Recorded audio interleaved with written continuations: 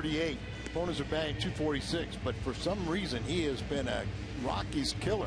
2-0 with an ERA of 0.52, and he faces the Cardinals with his 59 strikeouts, but his 28 walks are also among the St. Louis, are the most among St. Louis pitchers.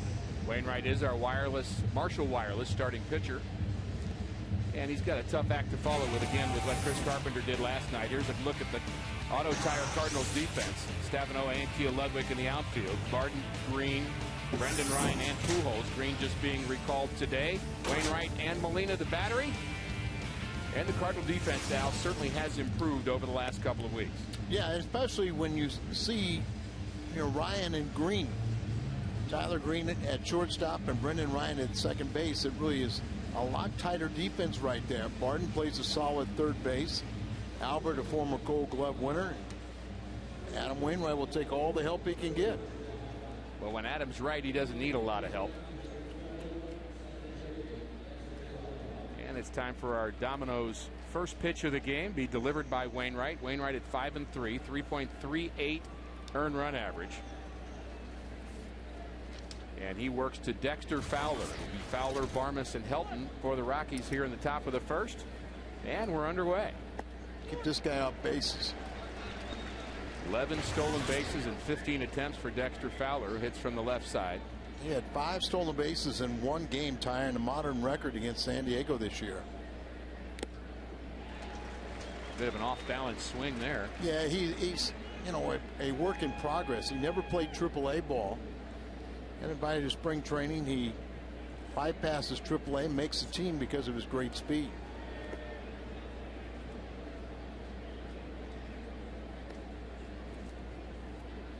They've had some speedy guys in the outfield for Taveras, Juan Pierre. I guess they make that a premium when they draft each year. And of course, the draft is coming up on Tuesday, a 3-day event now. Looking forward to that. 1-2 pitch is low from Wainwright. There's that big overhand curveball. Wainwright features a curveball, the sharp breaking pitch, which he calls a cutter. It looks like a slider to me, and also has the fastball and a changeup. And he takes care of Dexter Fowler. Good fastball coming back over the inside corner. Perfect pitch from Adam Wainwright. A pitch, you got to go up there, but how many times do you see these left-handed batters give up on this pitch? Thing is inside, and that ball ends up middle or maybe slightly a bit away. It's just a two-seam fastball, just cuts right back there a little bit. Hitters give up on it, and it's a strike. Good start for Wainwright. That's the pitch that has been enhanced since he's lowered his arm delivery as well. Get a little bit more movement on that fastball, and starts off in good fashion by fanning Fowler. Well, you know about staying on top of the pitch and finishing it off with some life. 75 degrees here at game time.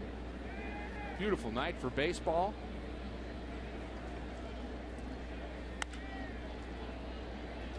And a ground ball to short. And a couple of quick outs as Barmas is taken care of by Wainwright. And now he'll face one of the tougher hitters in this Rockies lineup, and one of the toughest hitters in the National League over the last 10 years, Todd Helton. He's been an outstanding hitter throughout his career, and now it's getting up there. And after a down season last year, he's already has the same amount of home runs and more RBIs. These two have been well, they're always there at the on-base percentages. They're always up there in the league leaders in average. And pretty good fielders. Right. Complete players. I would say Helton is a little bit of a quarterback than Albert. Yeah. Well, I don't know. I've never seen Albert play quarterback. I bet he could do that if he had to. I'll still say he's better. Fair enough. Wainwright misses away to count 2-1 now to Helton.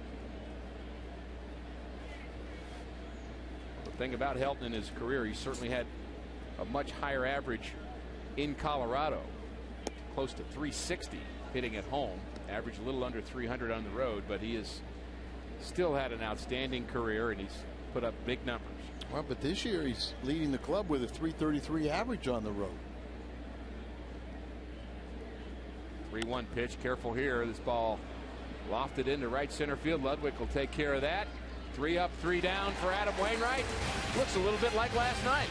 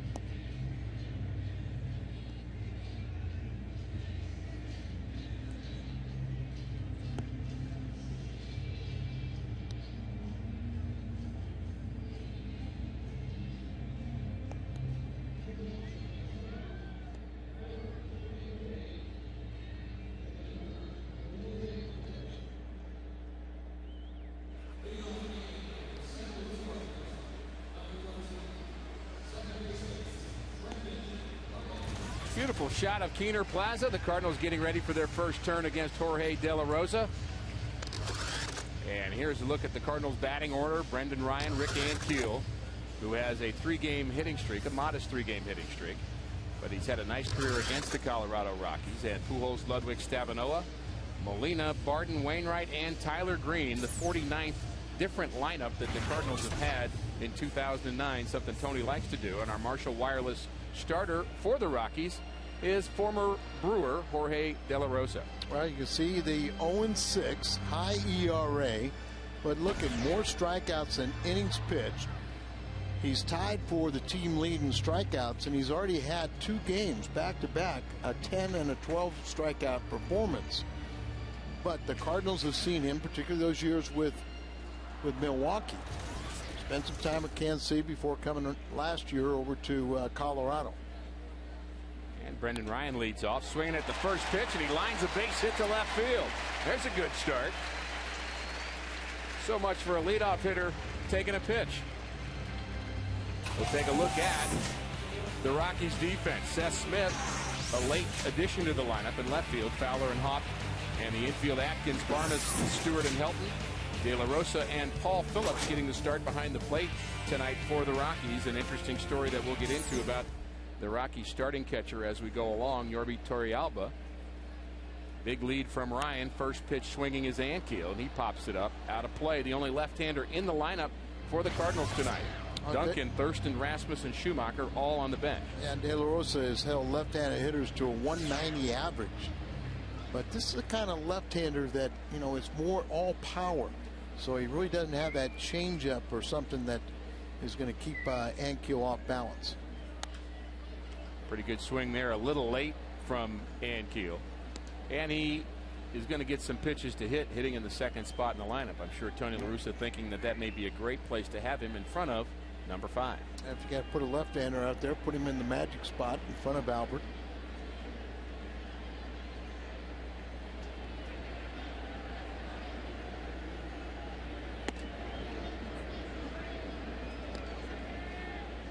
This is high with the 0-2. Good purpose pitch there. De La Rosa almost the mirror opposite of Adam Wainwright. Wainwright has been so good with runners in scoring position all year long. In De La Rosa, that's where he's had his trouble. 1-2 pitch misses. Yeah, it's kind of Wainwright will allow you to hit the ball and you get on base. It gets a little tougher when the man gets in scoring position, and he really becomes tough. And De La Rosa is the opposite. His best numbers are when no one's on, higher average when someone gets on, and you can see he's 0-6 because of people when they get in scoring position. There goes Ryan, and he is safe at second base. A hard slide into the bag. That ball did not get very far away from the catcher Phillips, and Ryan had a nice read on it.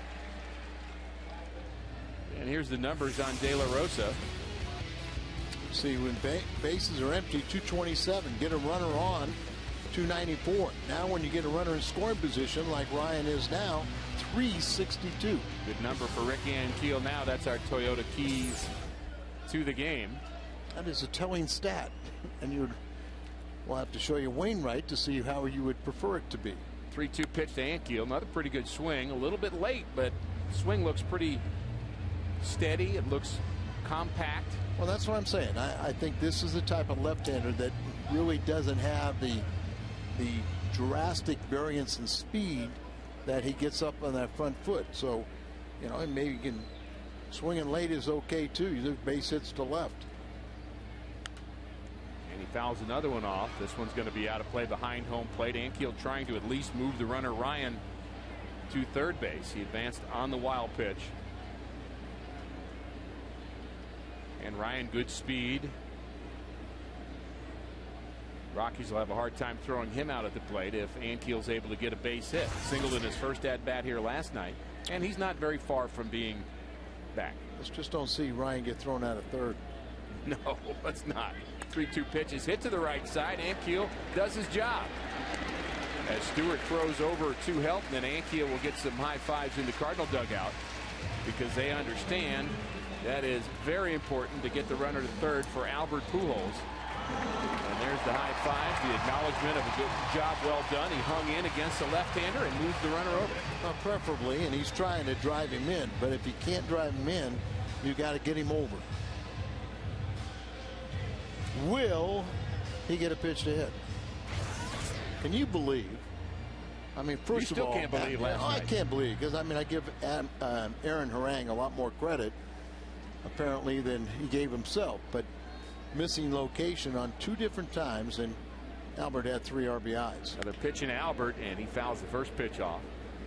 And not only did he have those RBIs, Al, but the 3 balls that he hit last night are as hard as any balls you're going to see hit all year long, and he did it 3 times. Yeah, especially the one to third base. I'm glad I wasn't the third base. Hairston was almost reluctant to even stay in there and catch. You know, I mean, he was diving, but the arm stayed up for the catches. Now there's a pretty good off-speed changeup there. One that I didn't think he would throw it to the left-hander, and he didn't throw it to Ankiel. He fooled him on the change of speed. The ball was up in the zone, but 0-2 on Albert. Such a good 2-strike hitter. Good to hear Albert talking about Carpenter in our pregame interview, and Carpenter talking about Albert. They appreciate each other very much. 0-2 the count to the Cardinal slugger. Infield is back. And a swing and a miss, and De La Rosa takes care of Albert Pujols. Big strikeout there. Another off-speed pitch from the left-hander. Well, but it's location. It's up and away, and Albert is an outstanding high ball hitter. He's a great hitter all around. But usually the pitch he hits is on the inner part of the plate. Talked about De La Rosa being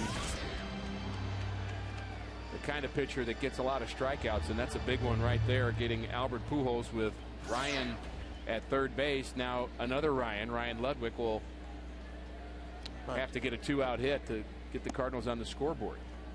Albert was 2 for 8 against De La Rosa. Here you've got a hitter 2 for 4, and both his hits have been home runs. Will history repeat itself? That's the kind of history you like to read about. Yes. Players aren't much into history, but they like that history. The 1-0 pitch to Ludwig. Swing and a miss. There's that off-speed pitch. Ryan fakes that he will be headed home from third, and I'm glad he was just faking there. Ryan, a lot of energy on the base pass.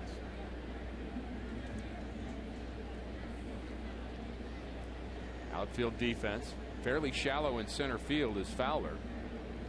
Tells me he's got good speed. Good speed, no. Yeah. Maybe he can. 1-1 pitch is hit on the ground to third. Atkins backs up on it. And good strong throw takes care of Ludwig. A leadoff hit for Brendan Ryan is wasted here in the Cardinals' first inning. Wainwright back out for the second.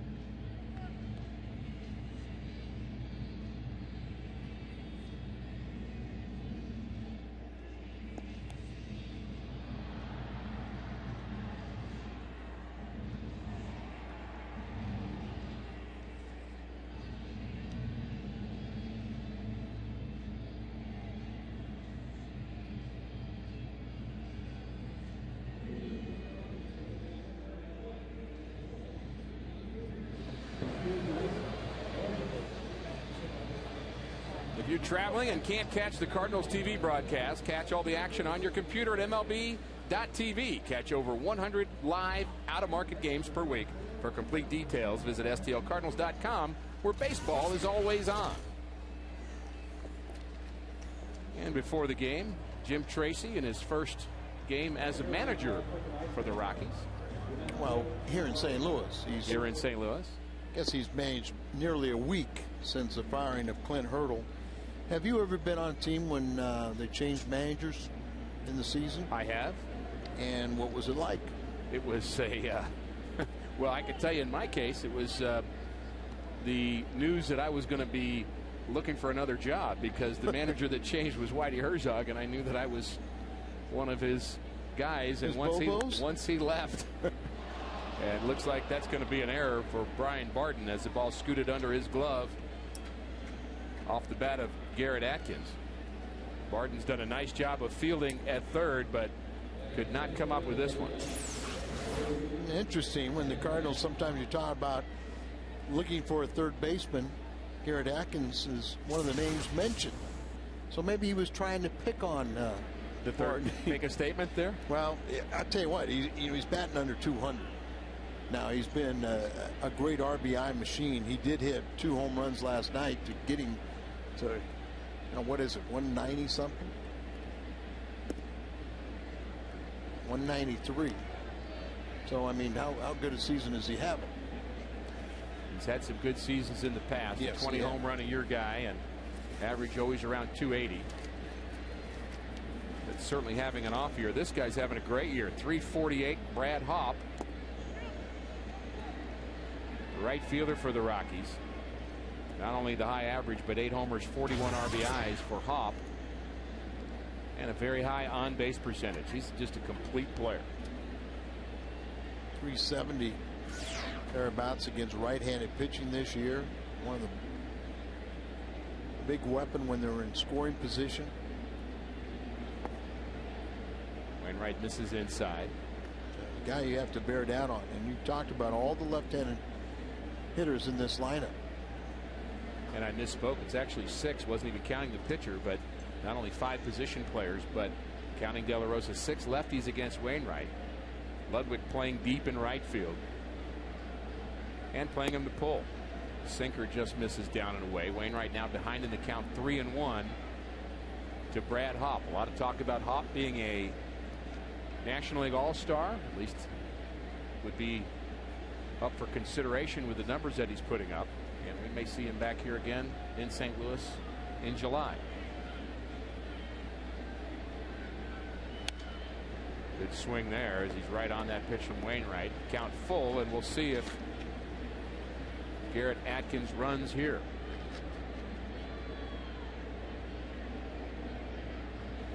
Some teams are hesitant to send runners in typical running situations because they know what kind of weapon Molina is behind the plate.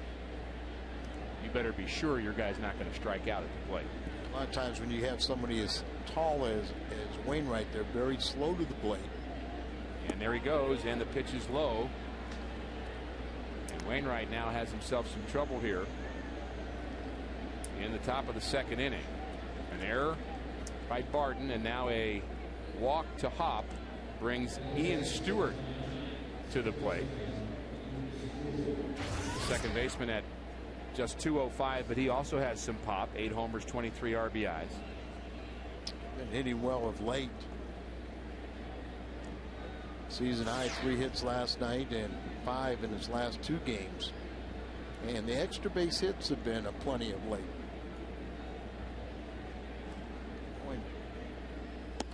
Man, under 200 against right-handed pitching. Wainwright just hasn't had the command of the strike zone like we've accustomed seeing. That's one of the things we're talking about, him being up and down. Up and down for Adam Wainwright's still pretty good. Sure. But the bar you expect from him is pretty high. A lot more walks than we're accustomed to seeing. Off-speed pitch, and it's a beauty. Way out in front is Ian Stewart.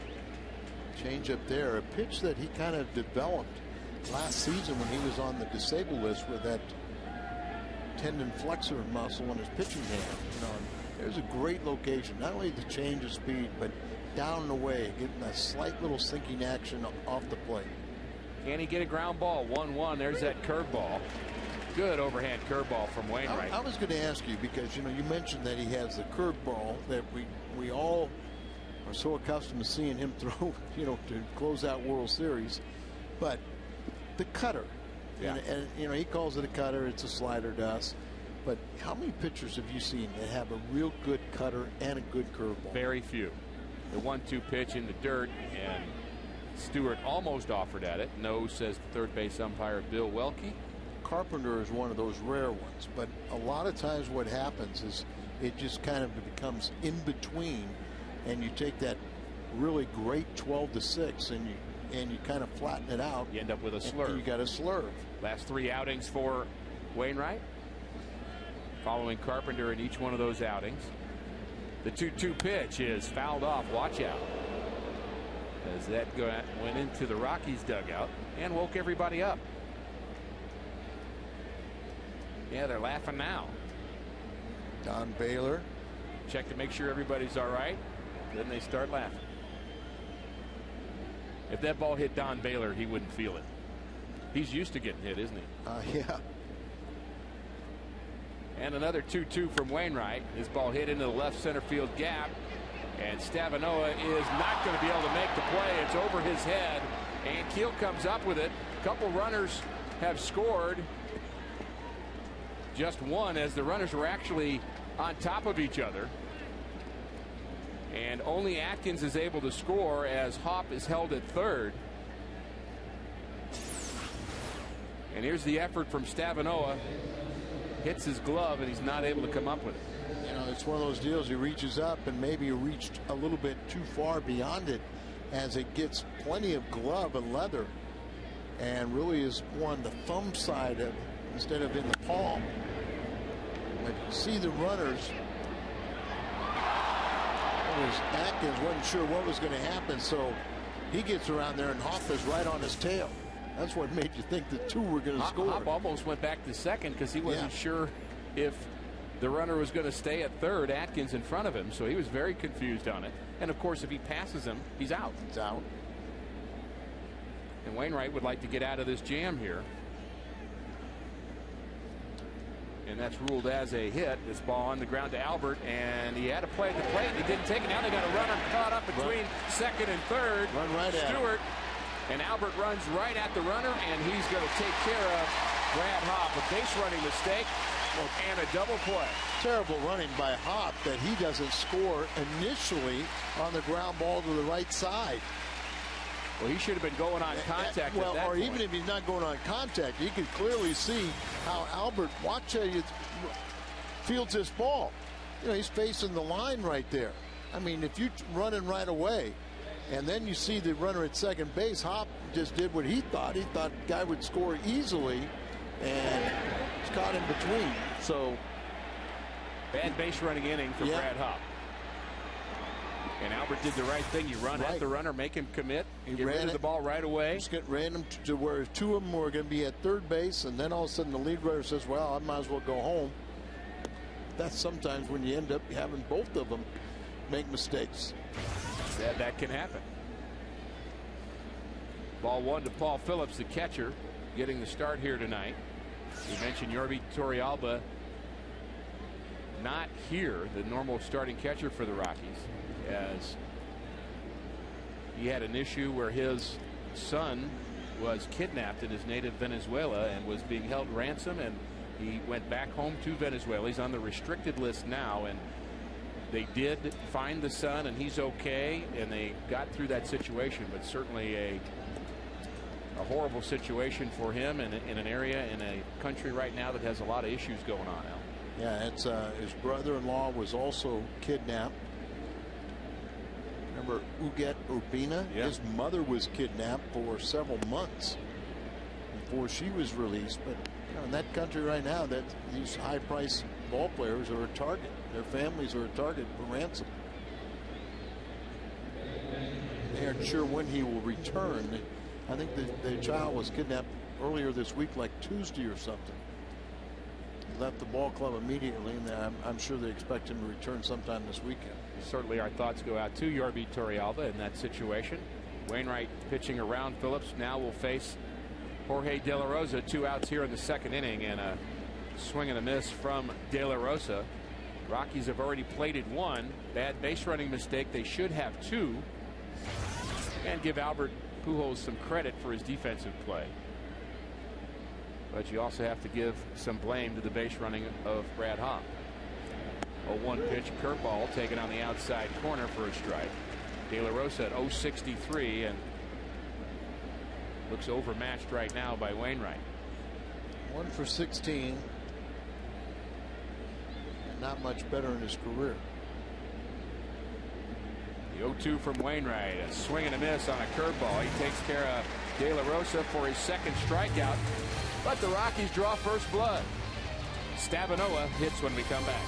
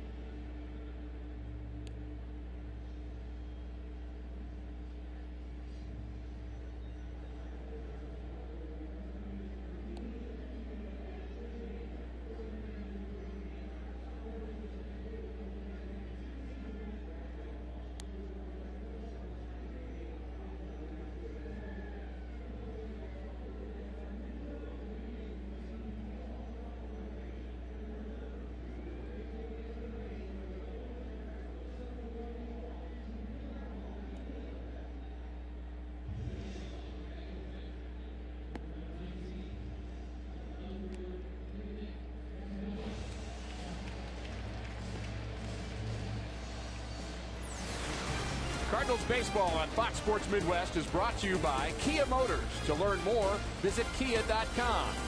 By Aflac, we've got you under our wing. And by Casino Queen, home of the loosest slots.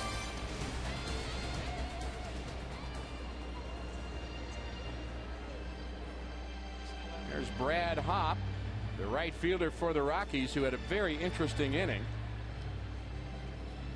He walked in his plate appearance, but then a base running error kept the Rockies from picking up a second run in that second inning, but they did pick up an unearned run and lead the Cardinals 1-0. This week on Fox Saturday Baseball, Ryan Howard and defending World Series champion Phillies take on Andre Ethier and the Dodgers in a rematch of last year's NLCS.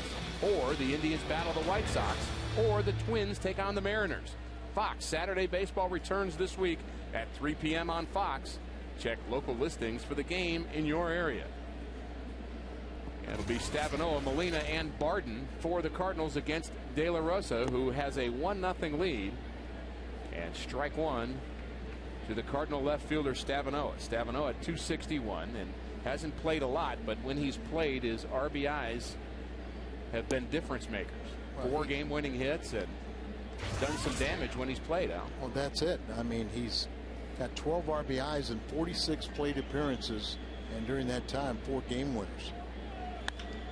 Ball hit high to center field, but no problem for the center fielder Dexter Fowler. He one-hands it, and that takes care of Stavanoa. And we're underway here in the Cardinals' second. Yadier Molina, one of those Cardinals that has not been swinging the bat well of late, 0 for his last 12. But Molina is the kind of guy, you know, he's going to get it sooner or later.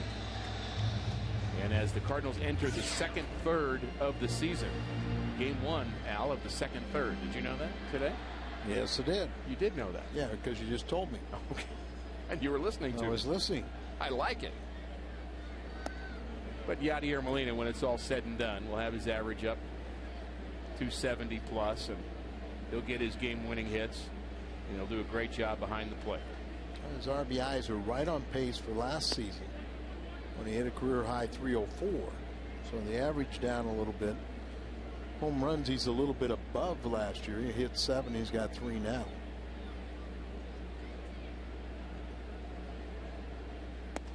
There's that good changeup from De La Rosa, and he's showing us an improved changeup from what we've seen in the past from him. There's no doubt. I mean, he's got some talent. From Monterrey, Mexico, he's bounced around, as we said, Milwaukee to Kansas City, now to Colorado. He's had 10 starts without a win, 4 no decisions, 0-6, and there's a curveball. Not sure where that was. That was a pretty good pitch right there, and De La Rosa wanted it. This we've already seen a few times with this home plate umpire not calling low pitches. Looks like a very tight strike zone.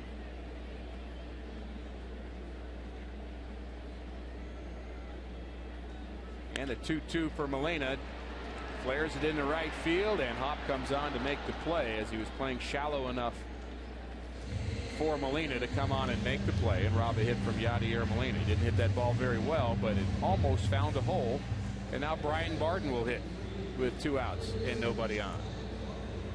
And now one of the things that we've seen Barden do, and I'm just hoping he doesn't do it right here, is bunt. Try to lay down a bunt with 2 outs and nobody on. I still haven't had to chat with him about that. Well, because in the old school way of playing the game, you never bunt with 2 outs and nobody on. No, the goal is to hit a double. And to bring up a pitcher.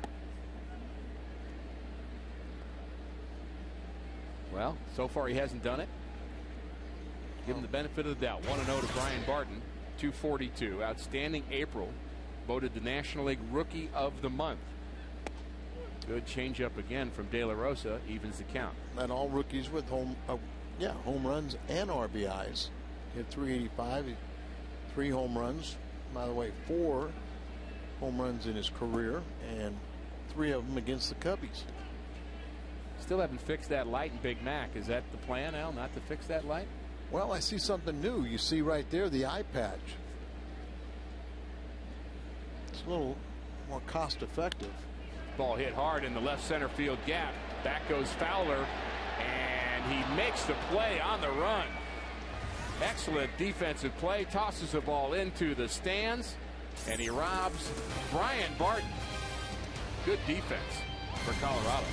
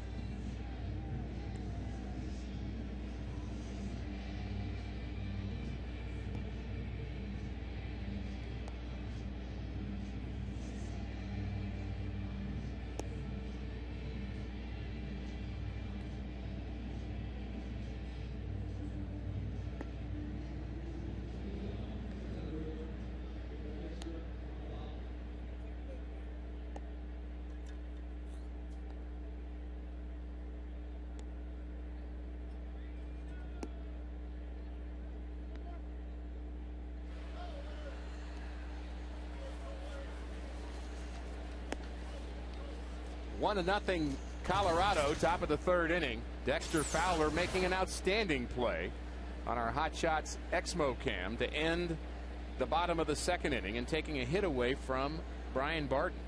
Well, you see, he just glided out that ball. He had the double gloves out there waving bye-bye. It's like Mel Hall. Remember Mel Hall? That's right. First guy to put those 2 batting gloves. He actually didn't even wear batting gloves to hit. Right. I knew he didn't wear, or he had them in there in his back pocket when he's hitting. And that's what he said. Somebody asked him about it. He said, "Why do you have those batting?" So when I hit a home run, they can wave bye-bye. Oh, real long career. Interesting character. He could hit, I'll tell you that. That goes flying all the way out to first base coach Glenn Allen Hill.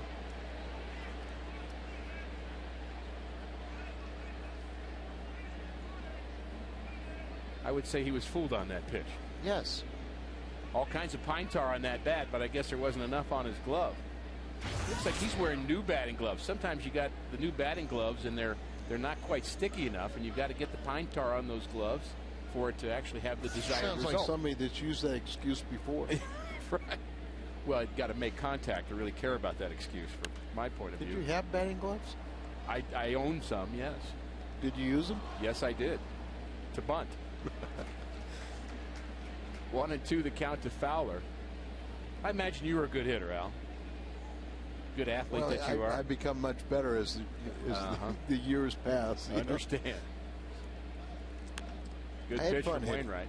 I had fun hitting. Back in those days, I would get 13 at bats a year as a reliever. Because you'd pitch more than a third of an inning or well, 2/3? It was like one year I hit 308. It was 4 for 13, and I didn't have a hit going into September. But you get into a pennant race and you'd stay in the game a little longer. 2 hits off of Tug McGraw one night. How about that? This Cardinal pitcher certainly knows how to hit. Adam Wainwright, homer in his first big league at bat. And Wainwright actually an offensive threat. You cannot take him for granted when he hits, and he'll lead off for the Cardinals in the bottom of the third. 1-2 now the count to Fowler.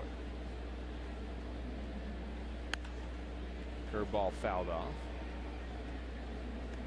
And Wainwright trying to get the command of his pitches right here. He's almost there. Just how the game has changed. I got 2 hits that one night off of Tug McGraw. Why were we both in a game long enough for me to have 2 at bats? But that's true. There was point. I pitched 3 innings the night before in the 25-inning game. I heard about that. 3 innings the next day, because I guess Tug and I were about guys that could come back and pitch that many innings.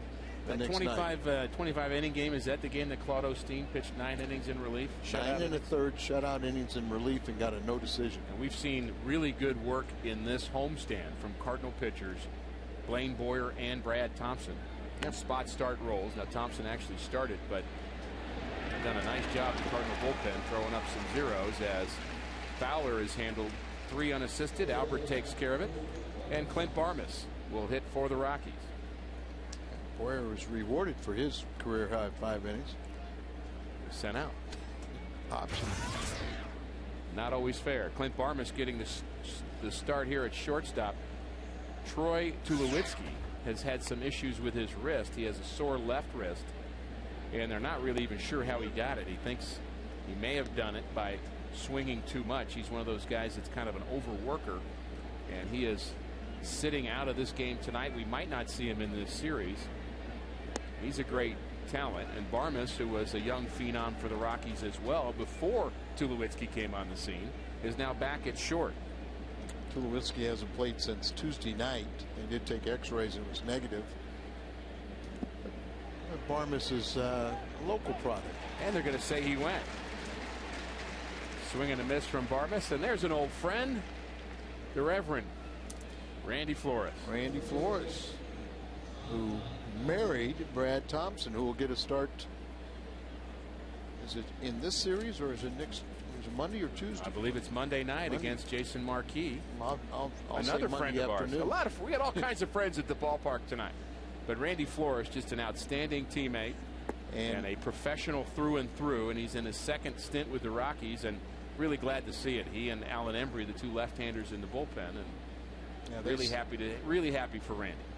I asked. We got another friend at the ballpark. That'd be Tim Garcia. What's his name? Swing and a miss by Todd Helton. I told you we had a lot of friends here, Al. This is the guy you want to be careful with. 2-1 the count. Setting up away. He hits his spot. Results in a foul ball. Helton, like Albert Pujols, has had this combination of power and batting average, Al, like you just don't see in the game. In fact, you look at this statistic called on-base percentage plus slugging percentage, OPS. Pujols, #1 National League player all time, and Helton, #4. And it judges both batting average and on-base power. percent. That's right.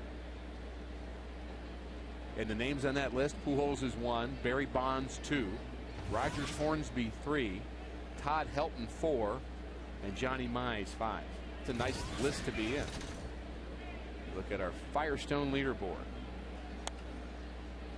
Talking about taking the ball out of the catcher's glove, and that's kind of hitter he is. But you know, that ability to make the late split-second adjustment, as he was fooled by that pitch, but then took it right out of the glove because of the hands.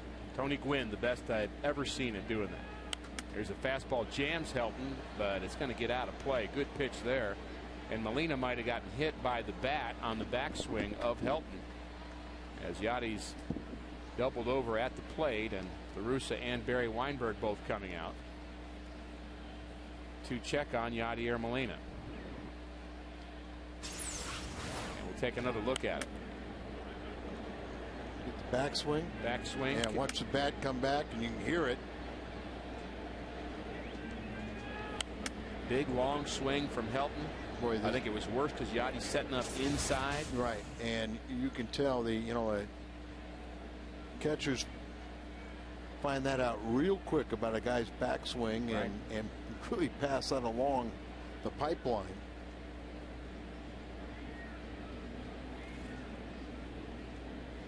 And Yadi looks to be okay. Barry Weinberg having that conversation. Todd Helton does not obviously feel good about that, and he's checked on Yadi a couple times already. And that's no fault of Helton. No, something the catchers have to be aware of, and really their responsibility. Right. Helton stays deep in the box. Also an inside pitch, so Yadi was closer to him, and Helton got a full swing at an inside pitch. Right. And all those factors together made for contact against Molina, and we're glad he's all right. 2-2 the count now to Todd Helton. Rockies hitting in the top of the third.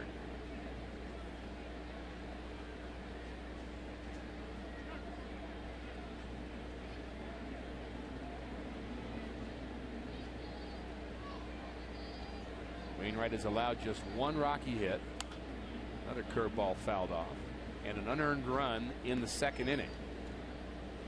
A leadoff error by Brian Barton put Garrett Atkins aboard, then a walk to Hop, and then a double, fly ball double to left field that Nick Stavanoa almost caught in the left center field gap. Ended up being our lone run of the game, and then a base running mistake by Hop kept it at 1-0, and a good play for Albert. Going in again, and there's the cutter, and he takes care of Todd Helton. Strikeout number 4 for Adam Wainwright. He'll lead off for the Cardinals in the bottom of the third.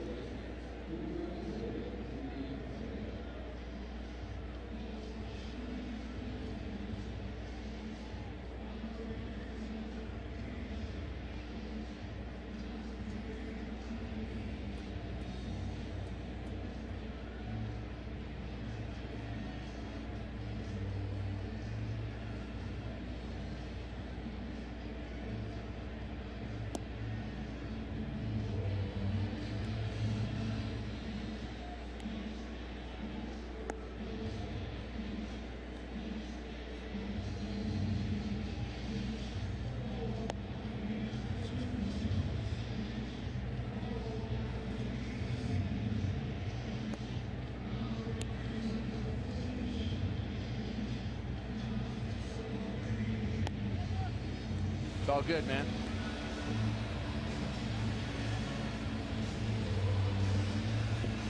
Okay.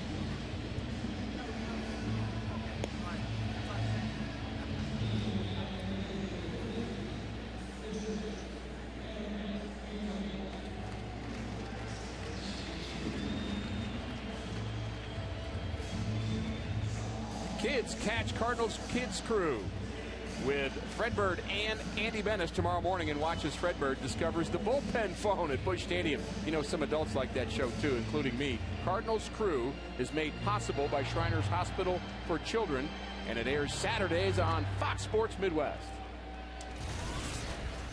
And Wainwright leads off for the Cardinals here, bottom of the third inning against Jorge De La Rosa.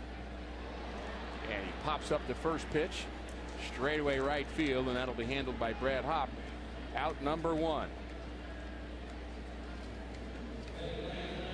There is number 39, and then we're gonna write it on his friend, so we have a Horton jersey in the ballpark. I see it. I want a disclaimer that it's not my handwriting. Did you do that? You didn't do that, Al? No, I did not do that. Looks like you signed that guy's jersey. I did sign that jersey. And it's authentic. I can tell. I've seen your signature. Well, yeah, the signature is authentic. The uniform, I'm not sure of. I knew we'd find a Horton jersey if we looked hard enough. And had a telestrator. That's that victory blue. It was so successful for Burn Wrap. Oh, boy. Tyler Green has been recalled from Memphis, batting over 300 there. And he did a nice job in his first stint here, and a base hit up the middle for Tyler Green, and he gets aboard for Brendan Ryan. North Star is making this Sunday extra special with ice cream sundaes beginning 2 hours prior to the game in the Ford Plaza. Join us for music, fun, games, and don't forget free ice cream while supplies last. North Star Ice Cream Sundays. Brendan Ryan had a base hit to lead off the Cardinal first inning. He advanced to third base, but he was stranded there as Albert Pujols struck out, and then Ludwig grounded out to end the first inning, and that's the only Cardinal threat we've had so far. Green, a threat to steal, 2 for 2 in stolen bases when he was up the first time.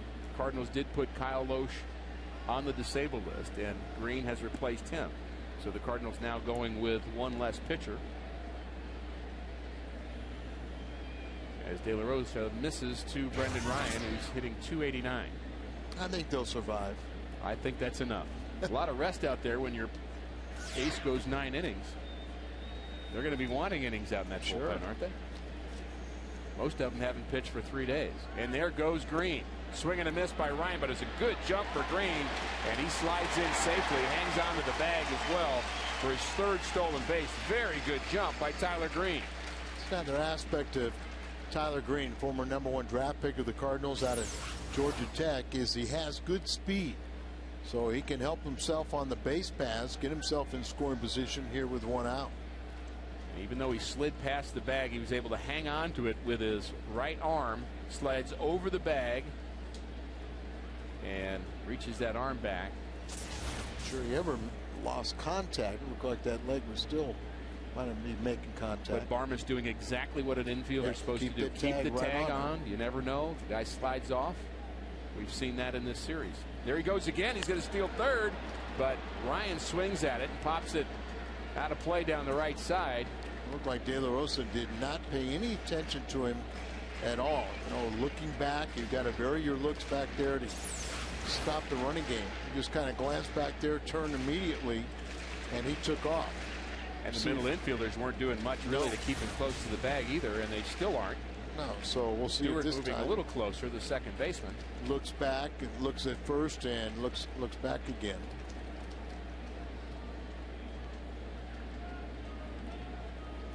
It was a great jump by Tyler Green, and you wonder if Brendan Ryan would have had the forethought to take that pitch. 1-2 the count, and this is low.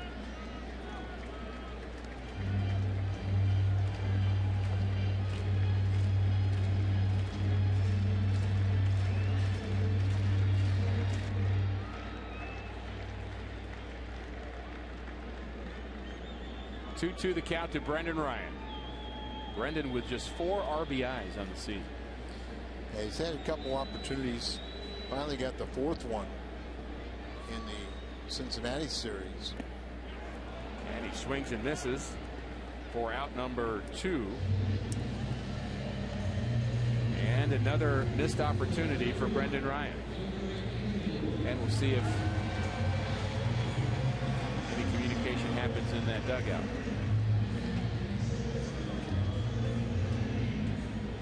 Now, Brendan not happy. Sometimes you have to just vent. like to say something, but sometimes you're so busy scolding yourself that you can't really listen to somebody else scolding.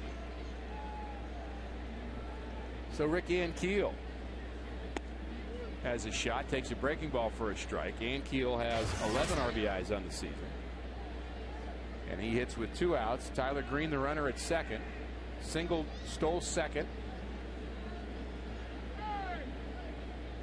And the only left-hander in the Cardinals lineup, hitting in front of Albert Pujols here tonight. And patrolling center field for the Redbirds.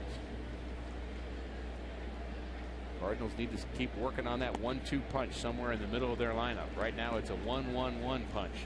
Every time Albert comes up, just been outstanding. He has the amazing ability to not let that affect him, not try to do too much. Occasionally his strike zone gets a little big, but for the most part he's just incredible at staying true to who he is. It's so difficult to do. You know, the team relies on you so much right now. It's only human nature to try and do too much, but when you do that, you only hurt the team. Hurt yourself and hurt the team. And that's part of the problem with the guys sitting behind them, that they're trying to do too much. They see the numbers, or they know, hey, it's a one-man show right now. They want to help out, shoulder their load, and then they become guilty of trying to do too much. Making adjustments and handling stress, 2 very important things in this game. Some players never really learn how to do either of those 2, but you really have to do both to succeed for a long time at this level. 1-2 the count to Rick Ankiel. Now they're paying a little attention to Tyler Green after a conversation on the mound. First game of a 4-game series, one of those wraparound series where Colorado will be here through Monday. And we should remind everybody, tomorrow night's start is a 6:10 start. A little bit early. First time we've had that Saturday night start, so make sure you get here in plenty of time to watch tomorrow night's game. Cardinals will have Wellemeyer, Pinheiro, and Brad Thompson to finish out the series.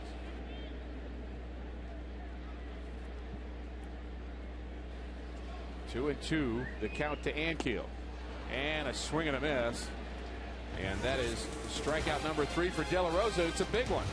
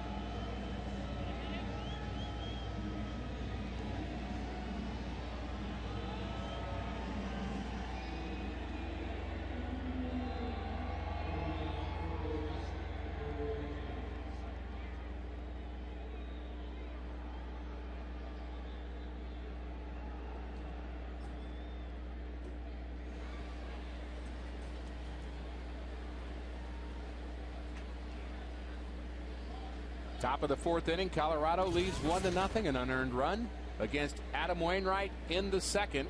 And Wainwright begins his fourth inning of work. And it's strike one to Garrett Atkins.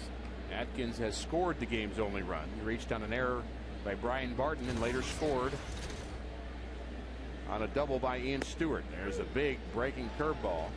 Slow curveball. Well, you can see how a hitter gives up on that one, as it looks like it's going to maybe even hit him. And then by the time you give up on it, it breaks over the part of the plate. Talk about pulling a string. Pulling a string. 0-2. Fastball misses high, almost as if you throw it and then start to pull it back just a little bit. Hitter just thinks it's never going to get there. Going fishing again. Yeah, right. 1-2. There's the curveball again, and he tries Barton again, and he backhands it and takes care of his counterpart. And sometimes in the game of baseball, there's a little gamesmanship that goes on. Well, watch Phillips, the catcher. Now he's going to try and deke Ankiel. He's showing like a target high. He'll even hit the glove. He's going to say he's going to be up there. He's going to think fastball, and then he throws him a changeup down and away. But it's to try to make that hitter think that it's okay. He's setting up inside. He's going to look for a fastball on the inside part of the plate, and then you pull the string on the changeup. Brad Hopp, big swing from the left side. Strike one on the Rockies right fielder. Hopp walked in the second inning and was a part of a couple crazy base running plays. He didn't score on the double, then didn't score on a ground out with the infield back. Would be 2-0 if not for those base running errors by Hopp. But he is a excellent player. Excellent player. And you know what? Love to have him. I can handle a base running mistake here and there. There's a fly ball to left, and Stavinoa will take care of this one, almost dead in his tracks. And he uses two hands. Gotta love that. Wainwright, 2 quick outs here in the fourth. Today's broadcast, we should tell you, is on AFN, the American Forces Network, which is broadcasting for the U.S. Armed Forces, serving in 177 countries and aboard ships at sea. They're watching around the world in Iraq, Germany, Italy, Southwest Asia, South Korea, and Japan. Welcome to the broadcast. And we appreciate your service. Dan's got a lot of friends around the world and country, and we just want to say he's out on assignment. Nothing wrong with his family or himself. And we'll see him back on Monday afternoon, in case you wonder. Look forward to Dan being back.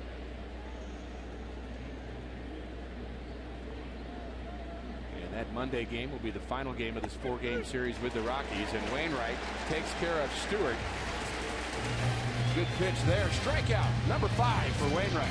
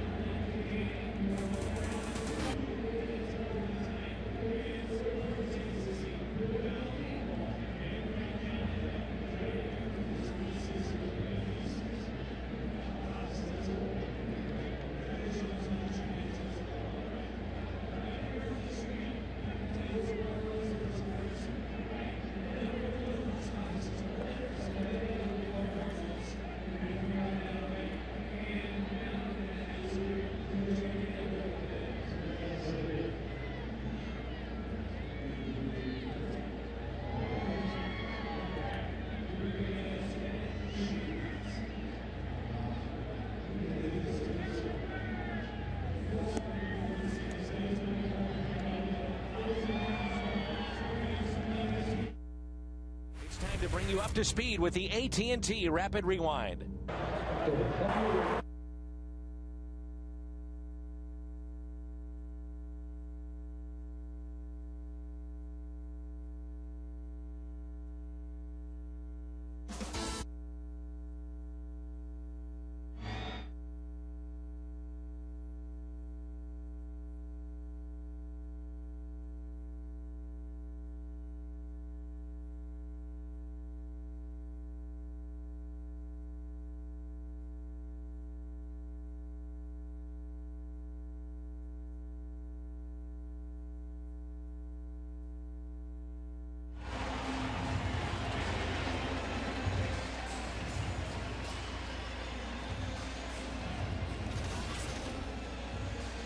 1-0 Colorado.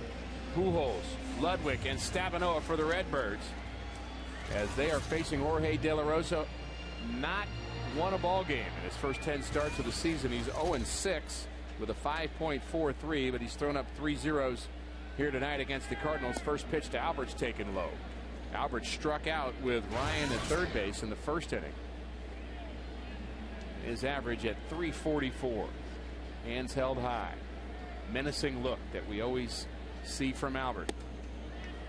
Oh, you know he's such a nice guy. He would never outwardly want to have a menacing look. You can have a menacing look from 7:15 onward. And you know what? His personality does change. It's game time. Yeah, I know somebody else that used to be like that too. Yourself? No. I'm sitting right next to him. I never had to think that long. You weren't actually at 7:15, more like 9:15. Yeah, I could coast for 5 innings. 2-1 pitch to Alberts, hit hard in the right center field. Is it going to get down? No. What a nice play by the right fielder, Brad Hobb. Looked as if he wasn't sure he actually caught that ball as he dove out to his right and takes a hit away from Albert Pujols. He hit the ground hard and might have thought the ground could have jarred it loose. But you can see, like you say, he gets up and he's not sure if the ball's still in his glove. A little bit of an awkward fall, and he's actually putting his left hand trying to cover the ball as well. Hit hard on that shoulder. Right shoulder. His pitcher appreciates that effort. Check swing for Ludwig. And another strike called by Jim Reynolds, who loves that right arm. Back in 02, I think, on this date when Ludwig made his major league debut. And Troy Gloss spoiled it with a walk-off. And this ball popped up out of play to the right side, but it's taken care of by Hilton for out number 2. Hilton St. Louis at the ballpark is the only hotel that gives you home field advantage and extraordinary Cardinals baseball experience. For reservations and information, call 314-421-1776 or visit HiltonSTLewis.com. The Cardinal bats are quiet here. Just a couple of hits so far tonight. A leadoff hit by Brendan Ryan and a 1-out hit for Tyler Green in the third inning. Stavinoa hits with 2 outs, nobody aboard here in the Cardinal third. Double down on Duncan's, huh? That's right. And apparently Joe Thurston is waiting for a phone call any moment or a berth. And speaking of that, congratulations to the Coco family, Martin, Kathy, and big brother Peter on their new addition. Thomas, Vincent, Coco. Little Tucker was born yesterday at 7:57 a.m. 7 pounds 4 ounces, and mom, dad, brothers are all doing good. Everybody's doing well. Martin Coco works here at the ballpark for the Cardinals, does a great job working with the alumni group, and we're also thinking about Joe Thurston and his wife. And Joe is Joe's ready to go at any moment. Yep.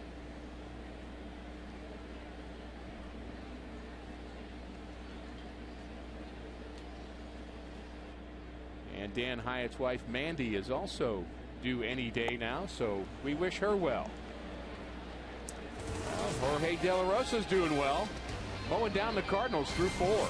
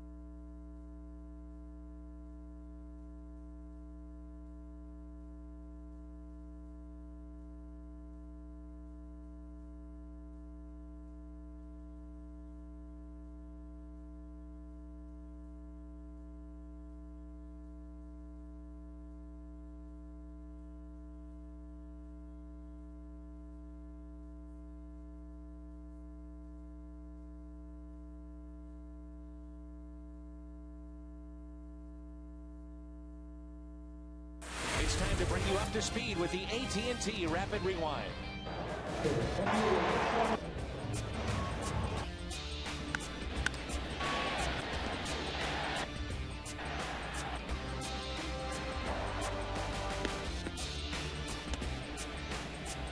AT&T, the nation's fastest 3G network. AT&T, your world delivered.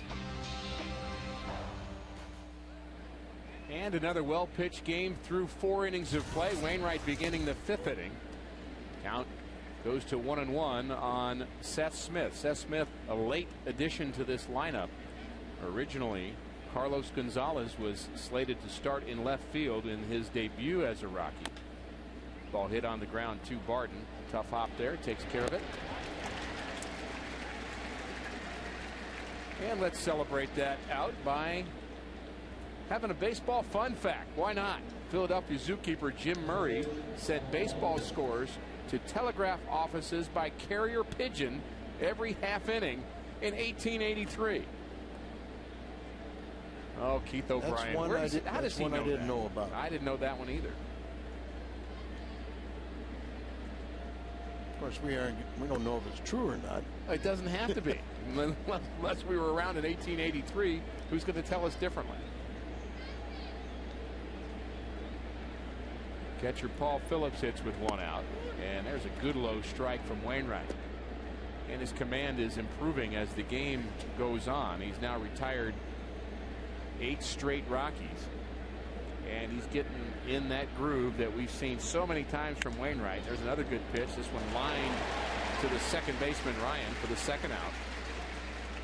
And Wainwright, who came into this inning with 68 pitches through 4, has a chance of having a nice quick inning with Jorge De La Rosa, the pitcher, hitting with 2 out. You were talking about Carlos Gonzalez, who was just recalled from AAA today.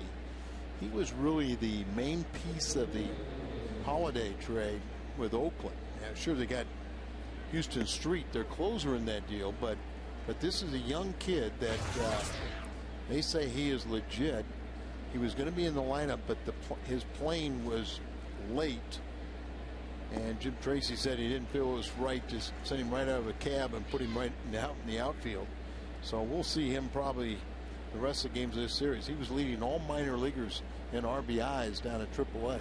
And we may see him before this game is over in a pinch hitting role. 0-2 the count to the pitcher, and there's another curveball. That's not fair. Throwing that to a pitcher, fouls it off. So the bench a little light for the Rockies, because Tulowitzki, we probably won't see him. And Gonzalez getting here late, and this could end up being a battle of the bullpens before it's over. And the Cardinals bullpen has certainly gotten the better of the Rockies bullpen so far in 2009. And Wainwright finishes off De La Rosa again. Molina leads off for the Redbirds.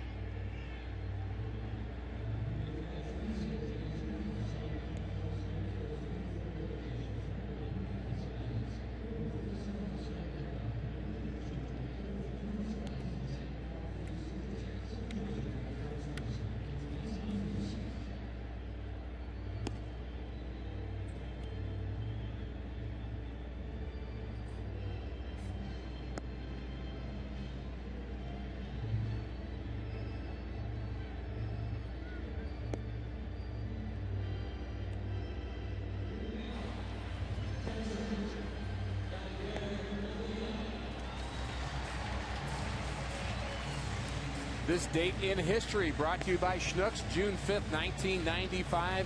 The Cardinals take the Rockies 9-5 in the first game that they played at Coors Field. That was a typical score back at Coors Field. A little bit light. The beginning of that ballpark before things have changed a bit. Beautiful night here at the stadium. And you're never too young to be a Cardinal fan. It's a youngin' right there. Bless you. Big get well wishes to Mary Lou Steinkamp and her husband Pete. I understand Mary Lou's at Barnes Hospital, and I know she's getting great care there, but all the Cardinals wishing you a speedy recovery, and Mary Lou and Pete, get out here at the ballpark and see us real soon. Cardinals looking for some offense here in the 5th inning. Molina takes high. It'll be Molina, Brian Barden, and Adam Wainwright for the Redbirds. Molina 0 for 1, flew out to right in the 2nd inning, and he's now 0 for his last 13. And he swings at a high pitch again. Good swing there on the 91-mile-an-hour fastball from De La Rosa. Count evens at 1 to the Cardinals catcher. It's by far is the best game that we have seen De La Rosa ever throw against the Cardinals. Cardinals haven't had him in enough trouble yet to see if he has a way of getting out of it. That's been his story. And there's a base hit to right. The Cardinals get some action here at bottom of the 5th inning, and Molina breaks his 0 for 13 with a line drive the other way. Congratulations from Dave McKay. Nice job of hitting the other way. When he goes to right field, to me, he's a much more dangerous hitter. Maybe not, a lot of power that way. He'll hit some gappers, but he stays on the ball, and eventually they will make some mistakes that he can, on the inner part of the plate, by pitching away and hitting away, then they start changing, and you'll get some balls on the inner part that and then you just react. Well, react or trying to go inside. They don't get it far enough, and you get the big bomb. And he can hit the ball a long way. For a guy that doesn't hit a lot of home runs, you mentioned he's on pace to have more this year with his 3, and if you multiply it times 3, I know that's 9. Thank you. And that would be more than the 7 he had last year. But very good. You don't think of him as a home run hitter, but he does have some pretty good pop in that bat. I think he'll develop into a 15 to 20 guy. Barden gets the bunt down, and Helton takes care of him. Perfect sacrifice bunt by Brian Barden, and that's how good a hitter Adam Wainwright is, that you bunt a runner over in front of your pitcher, Adam Wainwright. But Barden does his job. You talk about developing power. We've seen guys that's actually happened to, that maybe you don't have power in the minor leagues. George Brett's a guy like that. Didn't hit a lot of home runs, but then when he got to the big leagues, all of a sudden found his power stroke. Well, when I played with Frank White, he was an 9th place hitter in the American League with a DH, and at the end of his career, he was batting cleanup. Now that was after Brett had retired. The inside move by De La Rosa. You brought up a very good point, Ricky, when you talked about De La Rosa, and his best numbers are when nobody's on base. They go up a little bit when somebody's on base, even higher, 360, when you have runners in scoring positions. The Cardinals really hadn't mounted that threat yet to where they could put a little scare in. And that's when he gives up his home runs as well. Yeah, with bases empty, 227 average against him, no homers, but the 362 with runners in scoring position, 4 home runs. And Wainwright can hit a home run, but doesn't on that pitch as he waves at that breaking ball. The good sharp breaking ball from De La Rosa. He's used that, the changeup, and a fastball. Even though Wainwright is a good hitting pitcher, I think De La Rosa is very thankful with the sacrifice to bring up the pitcher and then the 9th spot in the order. You have to believe you're better than any good hitting pitcher. You're a pitcher. Got to think that. Curveball in the dirt. Molina with a good jump, and he makes it to third. Good base running for Yadier Molina. The second time the Cardinals have picked up that the ball's going to be in the dirt. They get a good jump and make it to the extra base. Look at the lead for Molina. Secondary lead. He sees a slight separation. Good throw gets him, but you're asking the defense to do something under pressure. And many times, even at the big league level, when you do that, they're not going to execute. Cardinals, for the second time, have a runner at third with less than 2 outs. Now you bring the infield in, and Wainwright becomes that much more dangerous. And center field, all the outfielders are very shallow for Wainwright.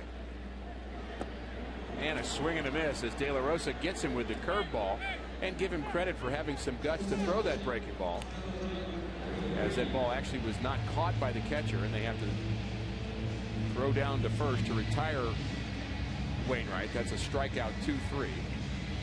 Sometimes pitchers will be afraid to throw that next one real sharp after giving up a wild pitch and advancing a runner. You don't want to do it again. Well, we've both been in that situation where you have confidence in certain catchers that would block that ball with a runner at third, and other catchers where, you know, I don't think I can afford it to bounce one.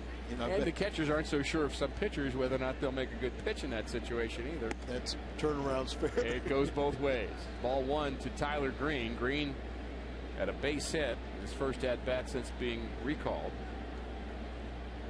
And again, he replaces Kyle Loesch, who was put on the disabled list, and you just have to hope that Loesch's injury is a short one. Doesn't seem as if there's anything major structural damage to the forearm, the right forearm of Kyle Loesch. He felt good enough to go out for his last outing, then aggravated it on that throw from his back on the bunt, and so you just hope that it's just a minor irritation that needs some rest. I remember Dan asking me before he made that start, you know, what do you think? I said, usually when a guy gets that soreness out, it stays out. And he did not aggravate it pitching, as you said. He was when he dove for the bunt attempt is where he aggravated the forearm. That's kind of a weird injury to linger that long. How about the job Brad Thompson did and Blaine Boyer when the Cardinals needed him? There's an off-speed pitch. Green doesn't like the call. Doesn't say anything, but you just can tell he doesn't like the call. There's something about a batter's mannerisms. Well, there's 2 balls, 1 strike. I think he might have been looking for something else. Might have been looking for another pitch, and then in his mind it was borderline, so he took it. And Tim Wilkie called the strike. Cardinals need a 2-out hit. Molina, the runner, at third. By the way, Todd Helton asked him if he was all right when he was on first base. A nice sign there. There's that curveball in the dirt, and it is blocked by the catcher, Phillips. You kind of get the idea that the Cardinals were well prepared, that they know that De La Rosa is going to throw some balls in the dirt, so be ready with secondary leads. But that would have been Dr. Kevorkian if Molina would have tried to score on that one. I've never heard that in a baseball game, but I'm tracking you. I'm with you, Al. Remember Jack Buck called Tommy Reynolds. There's a changeup called Tommy Reynolds, Dr. Kevorkian. The 3-2 pitch is a bit outside, and Tyler Green walks with 2 outs. And it'll be up to Brendan Ryan to get this run across for the Redbirds. Ryan with just 4 RBIs on the season, struck out in the 3rd inning with Green in scoring position, and he singled, and he was stranded himself in the Cardinals' first. I still like the energy Brendan Ryan's bringing to the Redbirds offensively and defensively. I do too. I mean, he's just with more playing time, he's calming down a little bit, but you can tone a guy down. Right. You can't turn him up. Absolutely.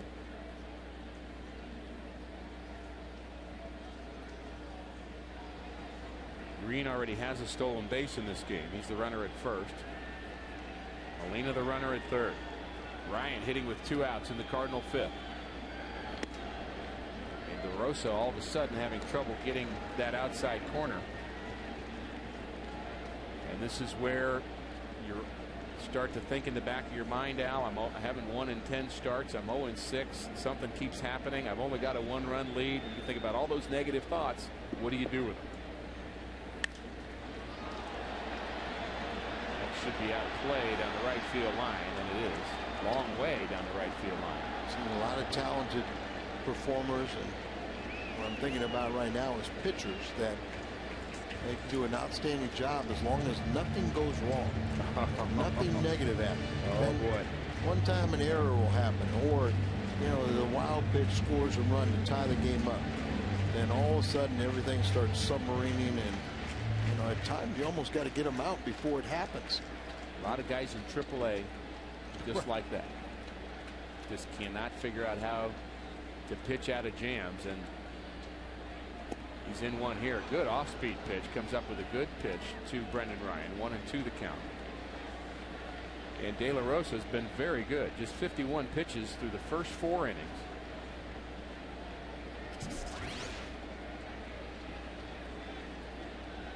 What's he throw here?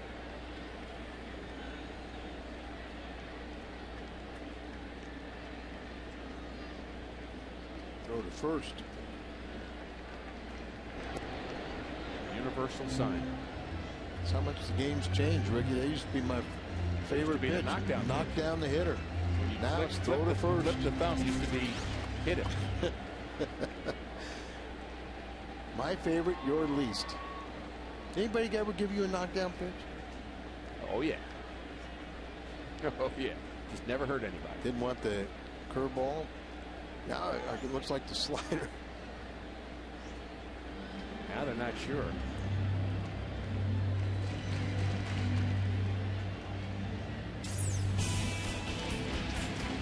Brendan Ryan from the leadoff spot, 325 average. See Skip batting 299. That's not bad, but look what Skip's doing in the ninth spot, 364. The slider. That's what they settled on the last time. And a swing and a miss, and Ryan down, throws his bat. Cardinals down quietly here in the 5th. They trail 1-0.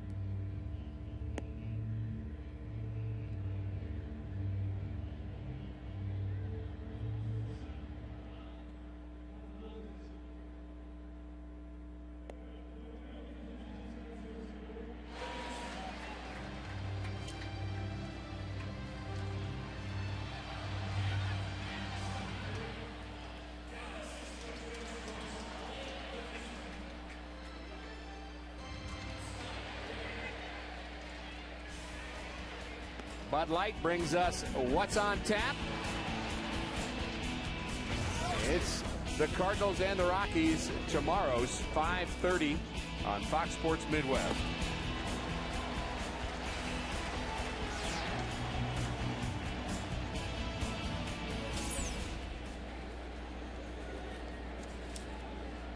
Todd Wellemeyer against Aaron Cook tomorrow, and then Joel Pinheiro against Jimenez on Sunday. And this game extended to Monday, where it'll be matchup of Jason Marquis, who's 7-4. And remind everybody to start tomorrow. 6:15 is game time. The Saturday night game. Wainwright misses low and away. Marquis will be 7-4 against Brad Thompson. Jason told me they're expecting their 3rd child. Good for Jason. A lot of that going around here. Yeah, tonight. I wonder how that happens. We won't get into that. 2-0 the count to Dexter Fowler. Fowler made a nice play early on. Fowler made a nice play on Nick Stavinoa early in this game. And he gets a hold of one, hits it deep to right. Back goes Ludwig to the wall, and it's off the back of the bullpen. as Dexter Fowler hits his 3rd home run of the season, and he gives the Rockies a 2-0 lead here in the top of the 6th inning, and he crushed that ball. Got a pitch middle in and just handled it. Tall, lanky kid, never played in AAA ball, and there the ball, instead of being away, comes right in on the middle part of the plate, just drops the bat head. It's a right off the Wainwright's own name. Adding insult to injury. Yeah. When you hit the guy's ERA on the sign in the bullpen, that's an extra insult. Has it moved up? Get behind it now. Not yet. It will. That's right. Glad he didn't knock the lights out of that sign. We've seen enough of that already, haven't we? 1-1 the count to Barmes. Barmes 0 for 2. Playing shortstop tonight for the Rockies. That's from our area. He went to Illinois State. That sound right? I was thinking Missouri State. We'll check on that. But I know Barmes had an outstanding rookie season. And Wainwright misses location again, and Yadier Molina and Dave Duncan has got the wheels turning as well as they start to wonder what is happening now to Wainwright. Wainwright had retired 10 straight Rockies, and 5 of them via the strikeout. He has 6 strikeouts on the evening as he works with nobody out here in the top of the 6th inning. And sends Indiana and went to Indiana State. Indiana State, there you go. Deep short, thrown out by Tyler Green. Remind everybody, after the game, Cardinals Live is broadcast from the Aqua Bar at Lumiere Place Casino. Watch player interviews with Tony La Russa and Pat Paris and who's this other guy, Rick Horton. I guess that's me. We're going to break down the game. U.S. Cellular Cardinals Live after the game on Fox Sports Midwest, and Pat Paris does, I know he does a great job. Well, I know you're at your home away from home. Yeah, that's me. The Aqua Bar at Lumiere. Well, we didn't see you there last night. I was looking for No, you. I said you. No. I don't go to those kind of places. Yes, you do. We have a great time there. Great crew. And it's always fun to listen to Tony's post-game comments. It's fun when they win. And it's interesting when they lose. He's toned it down a little bit, hasn't he? He has. Yeah. Kinder, gentler nation. Right? A few articles written about must-see TV. And Helton swinging 3-0. Glad he wasn't. A good pitch to hit right there at 3-0. like the same home run pitch. Oh. Maybe he's thinking he'll get the same pitch 3-1. Not quite. Wainwright made a better pitch there, down and away. And he's back to a full count to the Rockies' first baseman. 312, 7 homers, 36 RBIs for Helton. And he's a very good 2-strike hitter. That's for sure. He and Brad Hopp, the most 2-strike hits by National League players this year. Helton has 32 2-strike hits. Brad Hopp with 28. I'm surprised Albert's not on that. I bet he's not far off if he's not on. But high average hitters usually are good 2-strike hitters, not afraid to get deep in the count. See how he spoils off pitches and just inside, just drops a bad head there, just flicks it, try to stay up there waiting for, and if you're up there long enough, you're going to see a mistake. And again, I mentioned Tony Gwynn is the best I've ever seen at that. You almost get tired of throwing him strikes. You just keep fouling him off. You just say, okay, here, let me throw one right down the middle. Just hit it, for goodness sake. Ball in. Better get it in. It was down and in. He popped it up into shallow left field. Anybody going to have a chance for this? Barton dives for it. Can't come up with it. Good effort by Brian Barton as he slid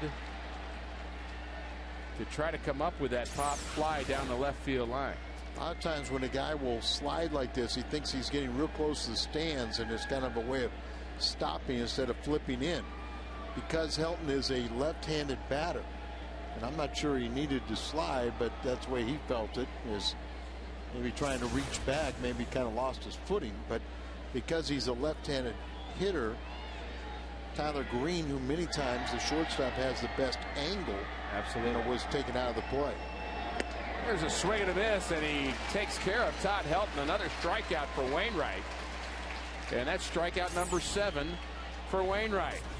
Well, you know that place, Wrigley Field in Chicago. You can cheer on your Cards against their rival on July 10th through 13th on the official Cardinals road trip to Wrigley package.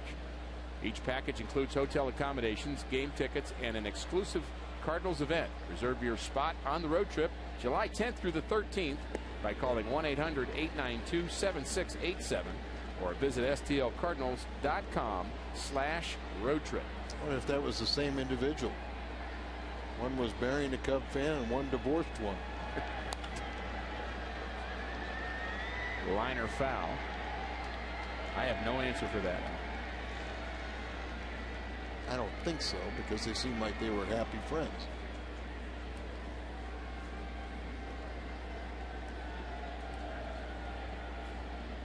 Atkins 2 home runs last night against Houston. The Rockies pounded out 4 home runs in that game against Wandy Rodriguez, who had his worst outing of the season. He's been a surprise for the Astros. The Astros are at the bottom of the National League Central, 7 games out. Pittsburgh 5.5. The Cubs, our favorite Cubs, 3.5. And Cincinnati 2.5. All grounded foul. Milwaukee and St. Louis Cardinals both at 31 and 23 coming into action tonight. And Milwaukee has really done it by playing outstanding baseball in the Central Division. It's one thing the Cardinals have been okay at, but the Milwaukee Brewers are 21 and 10 against the Central. And that's why they're in first place. I'm trying to remember when we were in Pittsburgh, there was a stat. I think the Milwaukee has beaten Pittsburgh 17 straight times. 100 total pitches for Wainwright. And he's getting pretty close to the end of his pitch count. There's a base hit to left field by Atkins. And he's aboard with 2 outs. A home run by Dexter Fowler to lead off this inning has extended the Rockies lead to 2-0. The Rockies only just 3 hits in this game and 1 earned run, but Wainwright's pitch count is making you think that we might see some action in the bullpen here shortly. And again, it's a well-rested bullpen. You know, Wainwright, when he is on, he consistently gives you 7 innings. But this year, because of that in and out with his pitch count and reaching 100 pitches, usually, I mean, more so like around 5 innings. 5 plus. His innings total has been down. Tonight has been more the fact that the 7 strikeouts has gotten it up there a bit, and 2 walks. Still a nice performance by Wainwright here tonight. And that pitch misses low, 1-1 to Brad Hawk. Hawk has walked and flown out to left. There's his pitch count by innings, a long 2nd and 3rd inning. And here in the 6th inning, 25 pitches already, and all of a sudden he's over 100. 2nd inning was the error, 2 walks and 1 base hit. Good curveball from Wainwright. Strikeout in that inning, as the 1st run was unearned. 2nd run, the home run. If you go 6 innings and give up 2 runs every start, you're going to have a very good year. You're going to win more times than not. Pitch fastball in. See if he gets it in. He did. It was up. And a lot of times pitchers will throw that fastball up and in to set up the breaking ball.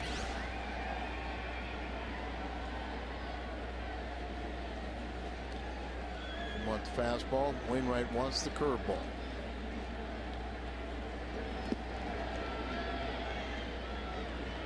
Lena wanted him to double up with that fastball, and that's part of the cat and mouse game between pitcher and hitter. You're always setting each other up for something.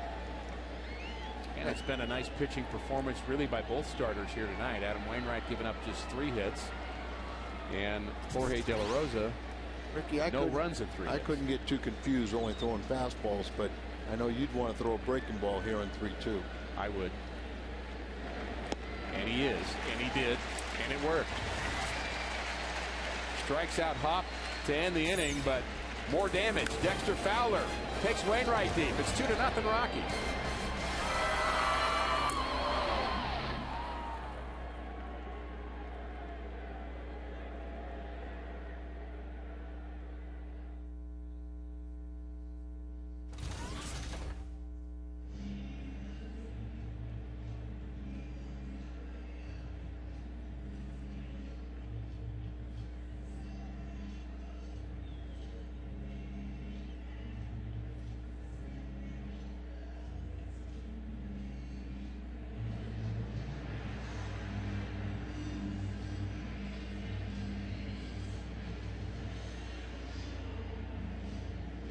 Stinks.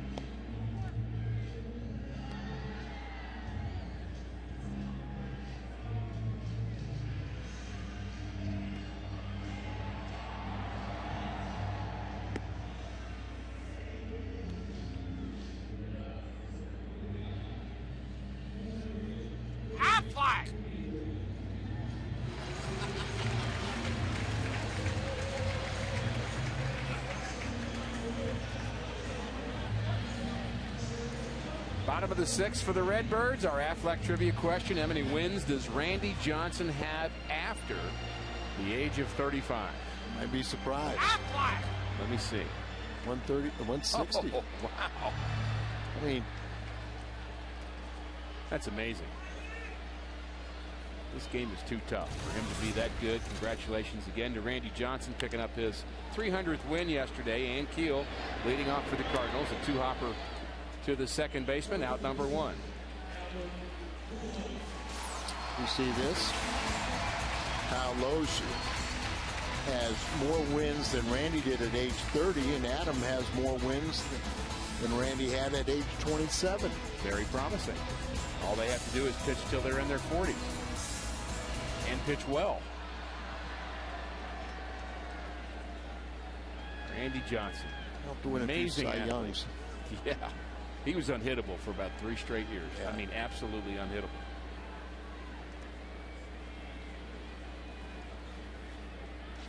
Albert Pujols has not figured out De La Rosa yet. He struck out in the first, flew out to right in the 4th inning. Actually robbed of a base hit by the right fielder Brad Hop. Good defense today by the outfielders here for the Rockies. The Rockies 36 errors, 34 errors on the season. The Cardinals 36. The 1-1 pitch to Albert is hit deep to left. Is it enough? It's gone! Off the top of the fence, Albert Pujols hits home run number 18. And he cuts the Rockies lead to 2-1. You know, it just didn't have that classic sound of when he makes contact. And watching the left fielder, he got a glove on it. It was over the wall, and he just couldn't bring it back. And Albert has his 18th home run of the season. Watch this. Goes up and easily could have caught that. I mean, I can't say easily, but times his jump perfectly. It looks like he gets a lot of glove on it and just can't bring it back in. That's a great effort. Great effort by the left fielder Smith. And Ludwig taps this one to short. And Barnes takes care of Ludwig. And the crowd quiets down a little bit. A little buzz going on here at the ballpark. Albert Pujols providing some more thrills. One more look. Seth Smith gets up there and got his glove well over the wall. It lands in the glove, times his jump perfectly, but just couldn't bring it back in. Great effort. mentioned the And I good bet you talk to him, he's kicking himself for not being able to catch it. We talked about the good outfield defense. Well, we talked about the good. Let's talk about the bad. Where's the rest of the offense? Yeah. Last night, Cardinals win 3-1. Great pitching by Carpenter and 3 RBIs, including Albert's second or 17th home run, a 2-run shot, and then he got the 3rd RBI later on. And you take away Albert, and this club is really in trouble. And that's one of the things that a starting performance like Carpenter will hide, is the offensive woes. When your pitcher is so good, you think, okay, we won, we had a good game, everything worked, but you could have lost that game 8-3, and you'd be thinking, where's our offense? And Cardinals offense needs to start firing the way it was in the month of April. They led the National League in hitting throughout the month of April, and they've dropped into the middle of the pack now in both categories. And he can't do it by himself. No. And it's still amazing why he gets pitches to hit. But you know, that game last night could have very easily been a 1-0 Cardinal loss. And Albert, in the midst of this streak, has reached base more than once in 15 straight games. That streak on the line here tonight. He's done it once tonight. He's going to have another at bat at least. 15 straight games where he's been on base at least twice in the game, as Stavanoa swings and misses, and another strikeout, 2-3, and De La Rosa gives up a home run to Albert. He's not the first person to do that. 2-1 Rockies.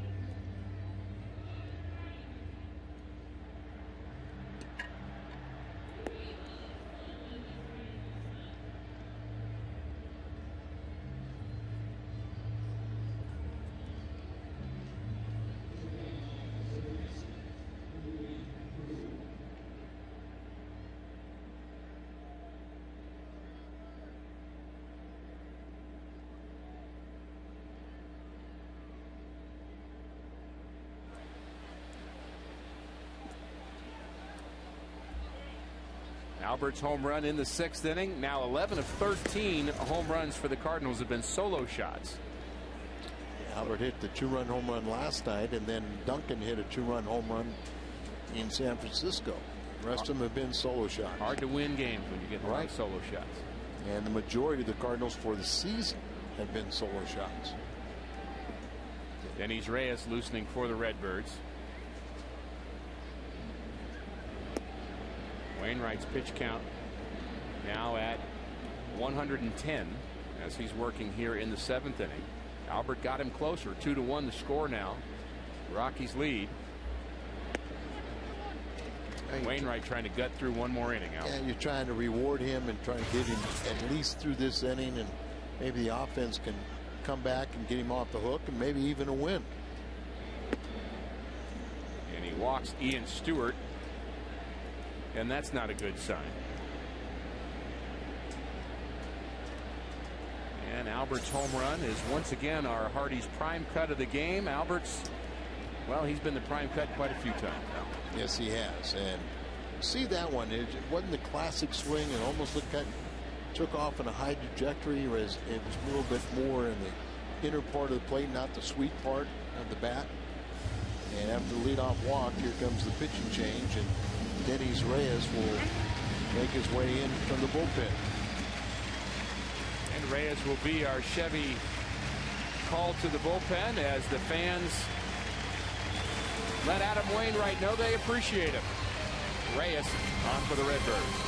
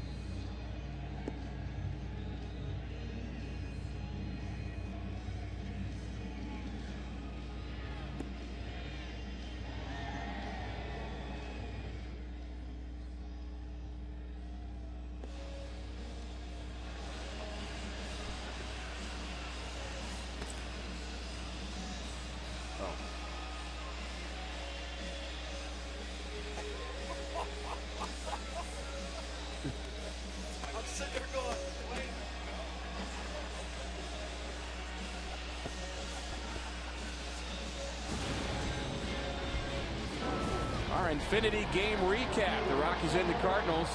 They lead 2-1. Do the Rockies through 7 innings. Wainwright and De La Rosa have been outstanding as the starting pitchers in this game. We've seen good defense from the Rockies and a couple of home runs in this game. Dexter Fowler and Albert Pujols. And Pujols' blast in the 6th inning made it a 2-1 game, and that's where we sit with Denny Reyes on to pitch for the Redbirds here in the top of the 7th inning. Wainwright a leadoff walk to Ian Stewart, and his night is through. Wainwright went 6 innings, and so far he's given up 2 runs, 1 of them earned, 3 walks, 3 hits, and 8 strikeouts. A pretty good performance for pretty Wainwright. good. I mean, he'll be kicking himself for the leadoff walk here in the 7th inning, and brings in Reyes, who leads the team in relief appearances. This is number 27, and Reyes has done a good job. The left-handers are only 6 for 32, a 188 average against him. Overall, 232.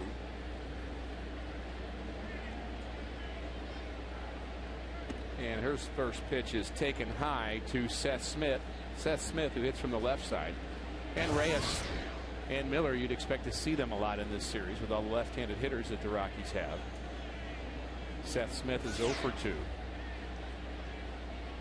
And you wonder whether the Rockies might be thinking about a bunt to add a run here. Taken high. Well, the old Rockies are not quite the same team they used to be, but you would never think about a sacrifice at home. No. At the old pre-humidor days. They've kind of neutralized that mile-high altitude a little bit. The 2-0 pitch is on the outside corner. 2-1 in the 7th inning. You might be thinking about the importance of what 1 run would mean. Cardinals have been outstanding at leaving inherited runners on base. They lead the major leagues in that category. They've just been incredible at that. The Rockies, on the other hand, not so good. About 13% of runners they've allowed inherited runs score this year. Just 11 out of 75 runners have scored. And for the Rockies, of the 81 inherited runners that their relievers have had, 33 of them have scored. So you realize what difference that makes in the 7th, 8th, and 9th inning of games to have a bullpen that can kind of shut it down, and that's Reyes' job here in the 7th inning.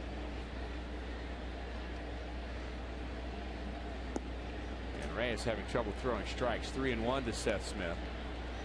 With Stewart the runner at first. He has a couple of stolen bases on the season. And you might think hit and run on this pitch. Kind of thinking the same way. You know, a lot of times when Reyes gets a lefty to make contact, he's going to be a ground ball. He'll start that runner. He's not going, and there's ball 4, and Reyes has now walked the second straight Rocky hitter here in the 7th inning. Cardinals asking for trouble as they walk the 6th and 7th hitters in the Rockies lineup, and another conversation going, and Jason Mott takes his jacket off, and he's going to get ready in a hurry, and there's nobody that can get ready in a hurry like Jason Mott. Well, he can do it quickly if he gets to the mound, but a little surprised they didn't have somebody up when they brought Reyes into the game. It's like he had to get a drink of water first. When you're thirsty, you're thirsty. Yeah, right. Got to put out the fire. How are you going to do it without water? Expecting a bunt here, but he doesn't. Phillips lines it into right field. On comes Ludwig, and he's not able to make the play. He barehands it and throws it into second base, but not in time to get Seth Smith, as a bloop base hit the other way by Paul Phillips loads the bases for the Rockies, and now there's plenty of trouble for Denys Reyes and the Cardinals. Isn't this interesting? As bases are loaded here, and they allow the pitcher to hit for himself, who's 0-6. His fastball away, and look at the stab by Ludwig. And that saves a run. Bare hands this ball, running hard at it, knew he couldn't get to it, almost bounced away from him, and a nice stab barehanded keeps this bases loaded and nobody out. Stewart scores if he doesn't catch that ball with his bare hand. He may not have been the only one. And the Rockies not bunting with Phillips because the pitcher was up next, and 3 runners aboard. Stewart at third, Smith at second, and Phillips the runner at first. And Denys Reyes has got some work to do here as he faces Jorge De La Rosa, and he is having trouble throwing strikes. Well, he's trouble throwing strikes, but wouldn't you be tempted to pinch hit here? I would be. I mean, pitcher's 0-6. He's giving you 6 innings. Very good baseball. And you have a chance to blow it open. Blow it open. And right now, maybe it's not a bad idea, as Reyes can't throw a strike. Well, they don't have a lot of availability on their bench, maybe part of that, but their bullpen has not been good either. And that pitch misses wide, and Reyes just doesn't have it. He just cannot find the plate. He's trying to throw a pitch right down the middle right now to De La Rosa, and he can't find it. Here's a guy that's so used to pitching almost every other day. He's had 3 days rest, and to some that's tough. You've been out there at times when you know a guy's not even going to swing. You can't still can't throw a strike. And he throws one on the outside. He got a generous one. Umpire helped him on that one. And you get the sarcastic cheer from our fans. And we've also seen that you can battle back too. And that misses low. As Denys Reyes walks in a run by walking the pitcher Jorge De La Rosa, and the Rockies now lead 3-1. His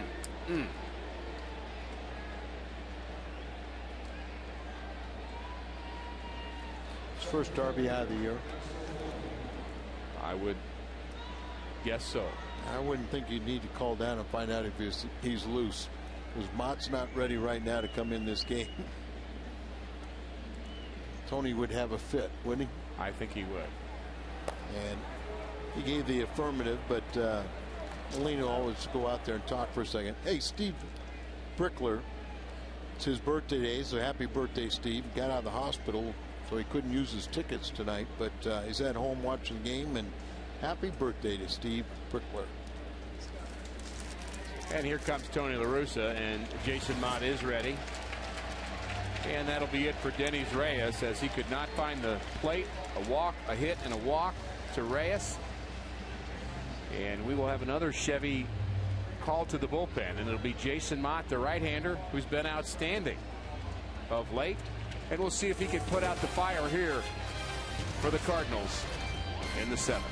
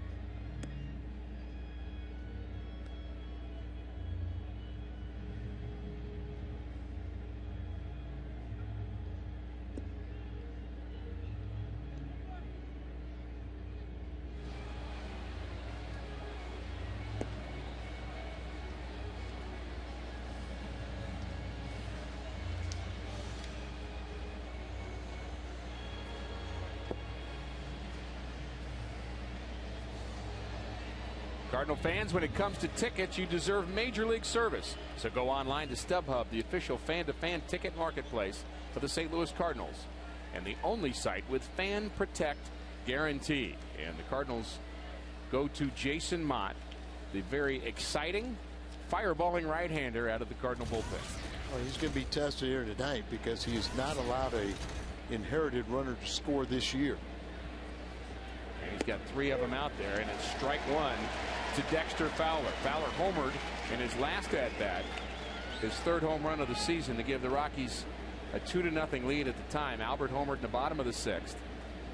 Rockies have already scored 1 here in the 7th, and there's a fastball high. That one at 96 miles an hour from Mott. I tell you, I love watching him pitch. He's just got great stuff. Very animated on the mound, Al, and good numbers.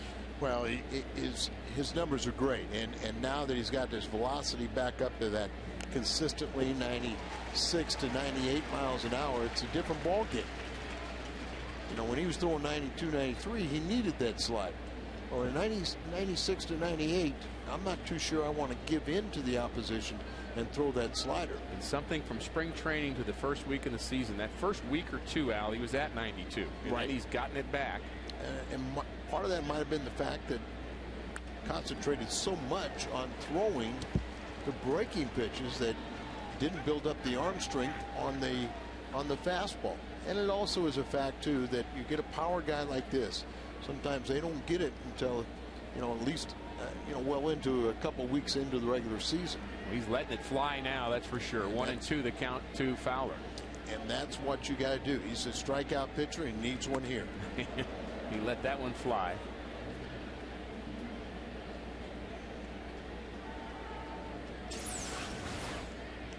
He's getting behind that ball and just exploding.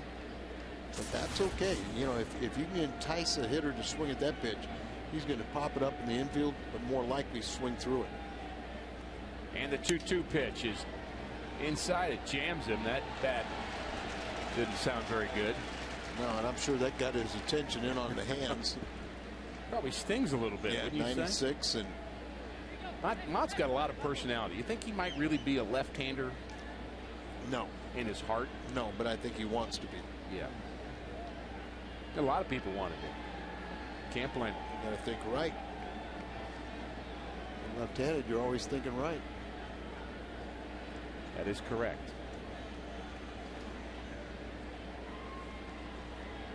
This kid has had some pretty good swings at these high-octane deliveries.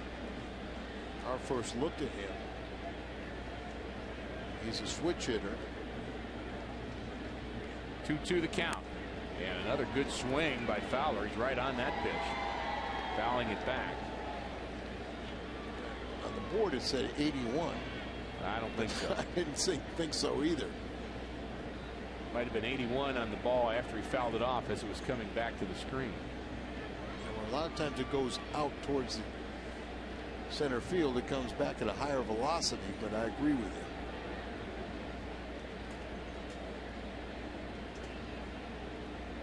Cardinals outfield playing him a little deeper. How about the left fielder playing Stavinola very shallow? Left fielder is in. 2-2 pitch fouled off his ankle. And so he gets jammed and his fingers hurt. Then he hits one off his ankle.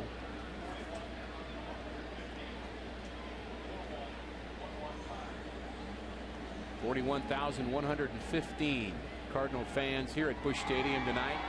And seeing another well-pitched game. The Cardinals not pitching well here in the 7th inning. But the fans having a good time at the ballpark. They're just waiting for a late inning rally for the Cardinals. We haven't had enough of those games, Al. Enough of those 4-run 9th inning comeback dance at home plate. Well, lately we haven't had too many 4-run games. Period. Much less late in the game. Right. And Fowler looks like he really not got himself so good. much, but you know his pin legs don't have a lot of meat on it. And he got around the ankle bone, shin. It's the kind of injury that hurts tomorrow when you wake up too. You might be okay to finish this game right here, but just can't wait to swing at the next pitch that's running in on you, right? Well, that's what you do. You like to throw that pitch down and in to make this happen again. If you're a big leaguer, it's got to be the front leg. He almost got that off his calf. Yeah. Usually see it down around the ankle or foot, but that was off the calf. A little more meat there, but still it hurts. Sometimes it makes you tentative on that next pitch. Yes. 2-2 the count now. Bases loaded of Rockies. And he fouls this one off. Another good pitch and a good swing. Fowler's not having any trouble catching up to the fastball. No, I mean, from Jason Mott. That one 96. There are times people say that his fastball is straight. 9-pitch at bat. 7 of them are strikes. But and we'll do it again. 10th pitch, same result. Well, credit Mott, who's going right at him. After watching Reyes walk a couple hitters, Mott's come in just throwing strikes. Wainwright walked the leadoff hitter in this inning. Took a little off that one, but I'd go back to throwing it all you got. Let's see. There's the shallow left field. How shallow he is. And the 2-2 pitch is an off-speed pitch that misses. As he did throw a changeup. You know, if you've got an expert changeup at that point that you're really confident in, you think about some of the closers, Hoffman, Gagne when he was going good. I mean, if he had a good changeup here, Fowler couldn't hit it, but he misses with that 2-2. And the count now full. And he walks Fowler, and the Cardinals have walked in another run here in the 7th inning. Credit Fowler with a good at-bat, fouling off some good pitches, but same result for the Cardinals, another bases-loaded walk. Well, you're going to get high-octane fastball. There's borderline pitch. He gets it, goes outside again, another fastball. And now watch him start fouling off these fastballs. So you got to be a little careful. You got to change direction a little bit. Jams him right there. He gets it back out of the way, back right off the leg, back away, and then finally misses that with a breaking ball, and this one completely out of the strike zone. Let's see if Mott can get it together here. The Cardinals have lost control here in the 7th inning, and the lead is extended to 4-1, and Tony La Russa is not happy about this, and you can't blame him. Well, that's 4 walks this inning. Wainwright walked the leadoff man, who was replaced by Reyes.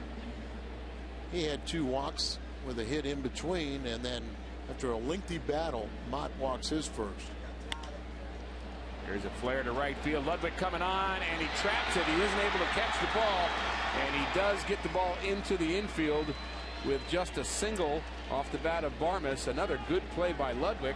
That could have been worse, but a base hit scores another Rockies run, and it's 5-1. Ricky, that's a scenario there where, you know, you look at this score right now, you're really struggling right off his shoe tops. You really applaud Ludwig for trying that, trying to make the miraculous catch, and then he does a tremendous job to make sure that ball doesn't get by him and clear the bases. But the way he has the presence of mind to angle his glove so that hop comes into his glove, it doesn't bounce off of it. He actually angles the glove downward so it stays in front of him. Just an incredible effort for Ryan Ludwig. And so the Cardinals are still working. But their pitcher's just not throwing strikes in this inning. Jess Todd, looking for his major league debut, was warming up. Strike 1 to Todd Helton. Well, the Cardinals are facing the bottom of the order for the Rockies. They couldn't throw a strike to the bottom of the order. Now you've got to pitch to Todd Helton. Yeah, I mean, I think that because it was the bottom of the order, one of the reasons why Tony let Wainwright start the inning. Exactly. There's a strike. And you were going 6, 7, and 8. An area that you have to dominate. Well, we talked about how good a hitter Helton is with 2 strikes. Leads the National League with 2 strike hits. 0-2 the count. And this ball hit into right center field. Ludwig will not get it. This ball down in the gap. And 3 Rockies are going to score, as we will have a play at the plate, but not in time. As Todd Helton delivers a bases loaded double in the gap, and the Rockies lead 8-1. Now, 0-2 pitch. You cannot make this good a pitch to this good a hitter. shouldn't be making, it should be a borderline pitch, something that a hitter cannot drive. And that's what he does do. He drives it out there and clears the bases with his double. His RBI total up now to 39. And Jess Todd will be making his major league debut. Well, the fourth Cardinal pitcher of the inning. It's looking up for the Rockies.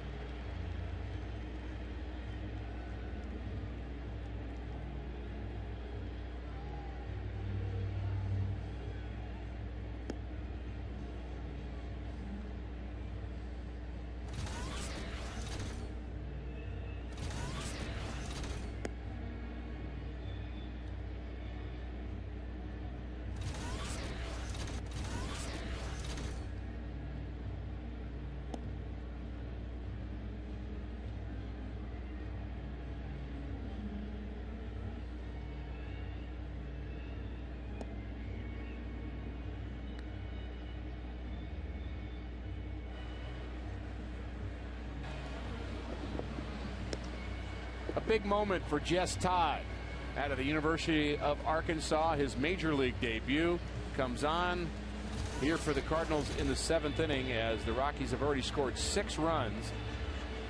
And Jess Todd in his major league debut. He's not a tall guy, but he's had a really nice start to the season in AAA Memphis. 11 saves in Memphis. He's come from a starter to a closer, and he's done a nice job. Well, he's 5'11", 210, and he's gotten here quickly. He was selected in the second round of the June 2007 free agent draft, the first Cardinal player from that draft to reach the major leagues. He was last year's minor league pitcher of the year, and this year pitching at AAA, they moved him in the bullpen. Has a excellent slider that they chase at the minor league level. Will they chase it at the big league level? And a first pitch fastball. Good start to a career for Jess Todd. Just the fact that he threw a fastball for a strike, it gets applause. It's only 85 miles an hour.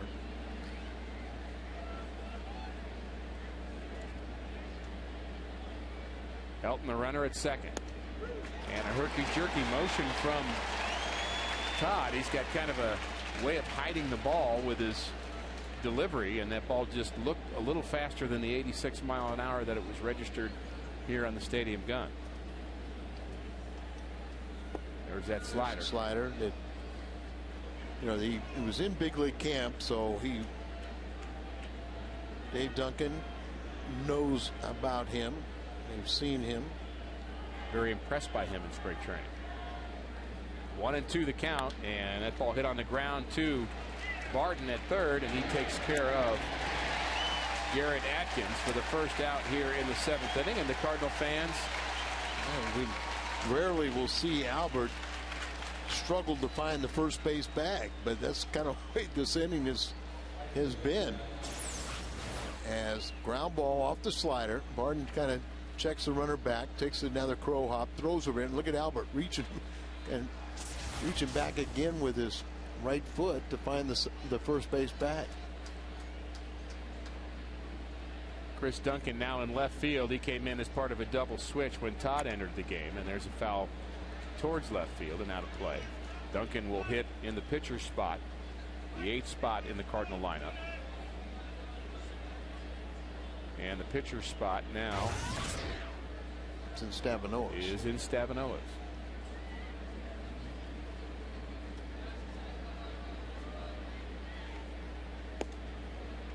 Pretty good pitch there. Just misses the outside corner. 1-1 to Brad Hop. Hop 0 for 2. My problem was, and it was 89 miles an hour. Molina was set up inside, and it nearly hit the outside corner. 9th batter of the inning for the Rockies. It's been a long half inning for the Cardinals, and a lot of pitches just like that out of the strike zone. 2-1 to Brad Hop. Dennis Reyes came on, faced 3 hitters, gave up 2 walks and a hit. Then Jason Mott took over, gave up a walk and 2 hits to the 3 batters he faced. And Todd now making his major league debut, evens the count at 2-2 to Brad Hop. Spent a lot of time with Jess Todd on the Cardinal Caravan. There's the slider grip out. Right. See the spinning, the dot there. And very confident young man. Went on the Caravan trip, was with him for a couple of days, and not real chatty guy, doesn't have a lot to say, but what he says is very confident. And really seems like a humble guy. And he's a big leaguer right now as that ball's hit up the middle, base hit. And Helton will hold at third as Brad Hop gets his first hit of the night. Well, gee, I wonder why Colorado would not try to run off Hank Keel. I think they've seen his act before, haven't they? Well, they've seen it in Colorado, and they didn't want to see it here. Still one of the most amazing things that I've ever seen. Yep. Not only in a great throw in one game, but this one's even better in the same game. My favorite part is that Troy Gloss gave him the ball. Here, take this ball. No human can throw a ball like that. I think the Rockies also thinking it's 8-1. Well, that's true too. Might be another reason. My storyline was better. I like it. Mine's a little more boring, but and a little more reality. It might be. But Just Todd would like a double play here. So would Tony La Russa. He's seen his guys out there for a long time. 6 runs here, top of the 7th inning for the Rockies. Just Todd working out of the stretch, and this ball hit a long way. Does it stay fair? Down the right field line, and it's a home run. That ball curls inside the foul pole. A 3-run home run by Ian Stewart.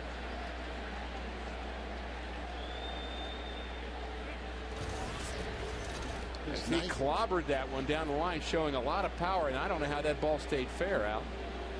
You hit it hard enough, I guess you can direct it, but the pitch went down and got it.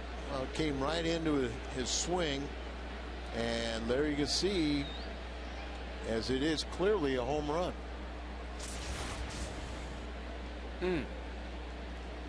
He had an ERA that he could brag about. Now he doesn't want to talk about it. Right.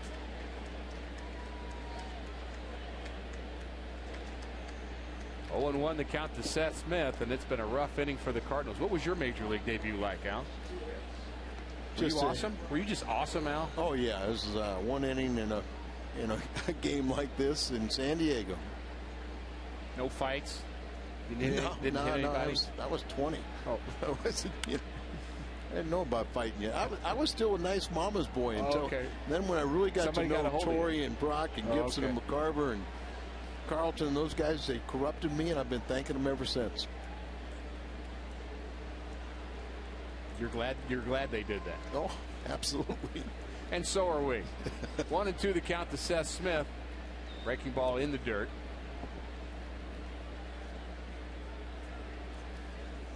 Good pitching game until there. Ooh. Wow. The 11th Rocky to hit here in the 7th inning.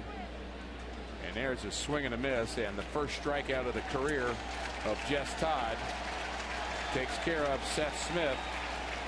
And we mercifully have 2 outs here in the 7th inning. As Jess Todd is trying to finish this inning out. It's just been a long, tough inning for the Cardinals. 11 runs on 8 hits now for the Rockies, but I think it's the walks that have done more than the hits, although the Rockies have shown some home run pop here. They're 3rd in the National League in home runs. The Phillies are 1st. Milwaukee Brewers are 2nd. The Rockies are 3rd, and they've got a couple here in this game.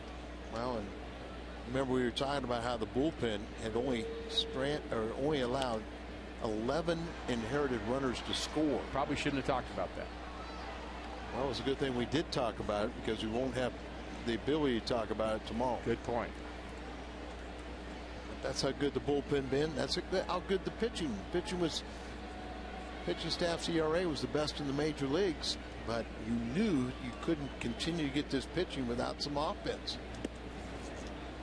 And that's the problem as we look at this Cardinal club over the past couple of weeks. Although the club has managed to stay pretty well at 500 and stay in the race, and again coming into action tonight, tied for first with the Brewers, who won already tonight.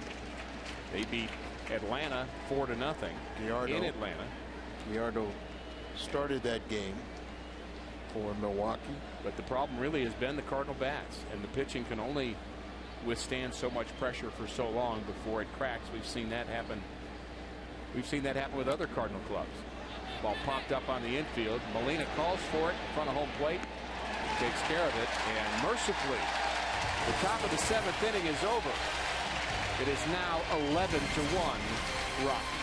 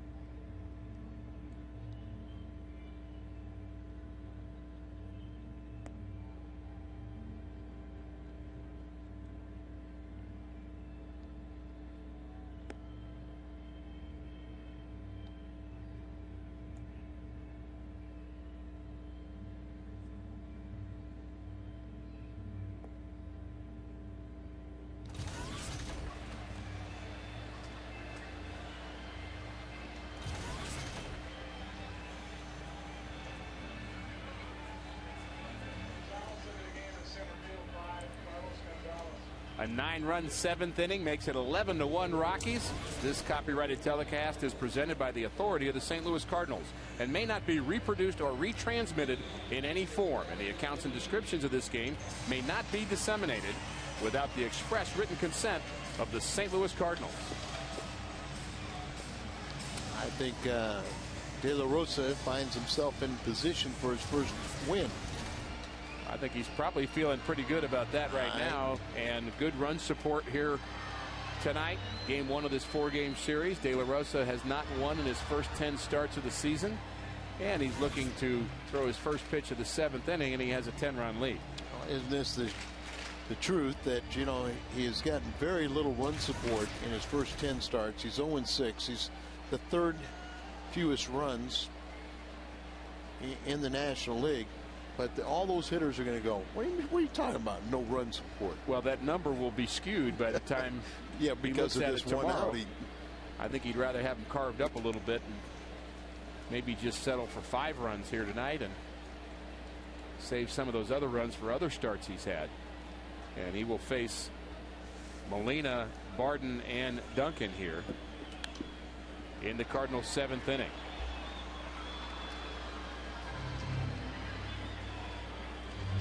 The 9 runs is the 4th most allowed in 1 inning in Cardinal history. I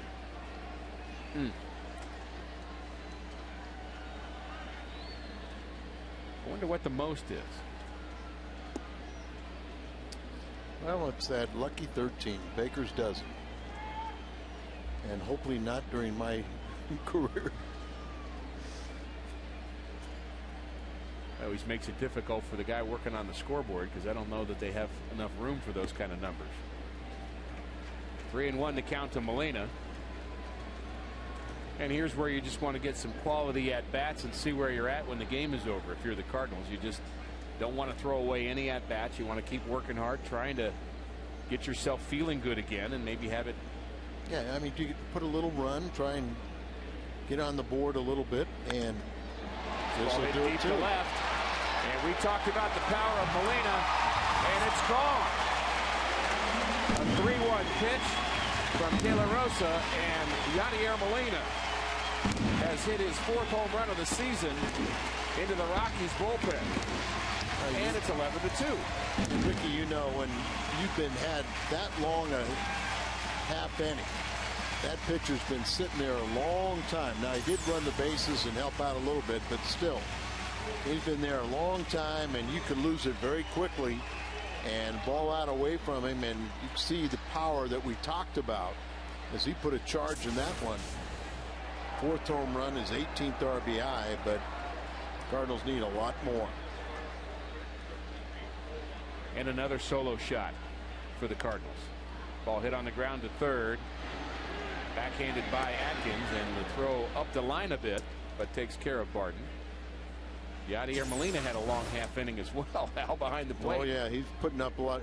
He's got to take his little frustration out on that little white thing, as he put up all those numbers, resulting in a 10-run, or excuse me, a 9-run. What's 10-run inning right now? Problem is 9 of them have been for the Rockies. Just keep swinging.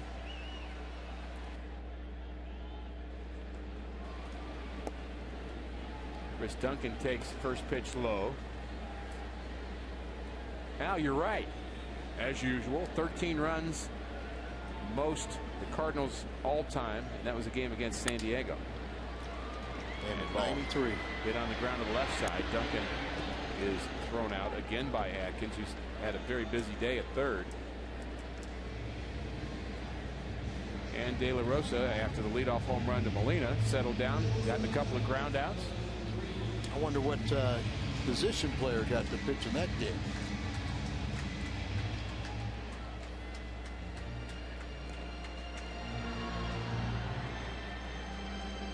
Stat is, since 1970, the most runs in an inning allowed. So it's possible the Cardinals gave up 18 runs maybe in 1898, but we just don't know about that. Possible. The post 1970 record. And sure, a position player pitched in that game. 1892 is thankful that you didn't single them out. Right. You think a position player might have pitched in that game in 1993? I would kind of hope so. I mean, from a broadcasting standpoint, that would be the only fun that you could talk about in a game like that. We saw Jason LaRue warming up early in this series. Thought we might see him. And we might see him in this game, but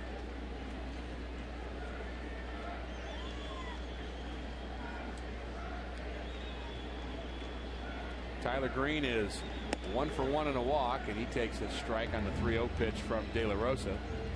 Give him some credit. He's still out there dealing. His pitch count's low. 79 pitches coming into this inning, only at 91 here. This may be his last inning. Action in the Rockies bullpen. We might see Randy Flores too before it's over. Josh Fogg warming up. So I mean, Josh, the veteran who's been a starter and bullpen guy, would be the guy to finish up a game like this.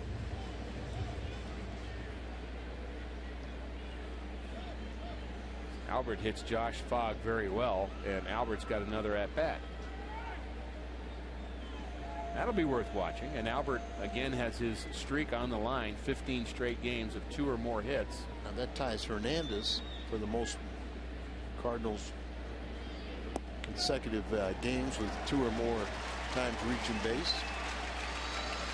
And a 2-out walk with an 11-2 lead. Nice job by the 9th place hitter. Tyler Green, base hit and a couple walks. Well, you just need about 6 bloops and a blast here, and the Cardinals are back in it. Brendan Ryan's had an interesting day. I was thinking of a touchdown and a field goal. Yeah, that might work. A couple of strikeouts for Ryan. He does have a base hit. Really struggling to hit with runners in scoring position. Didn't like that pitch. Thought it was low. So did I.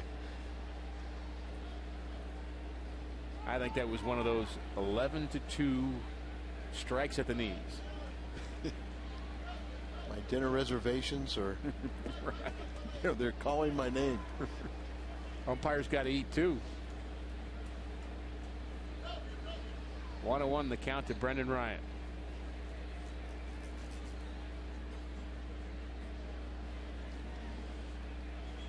And Keel will hit next.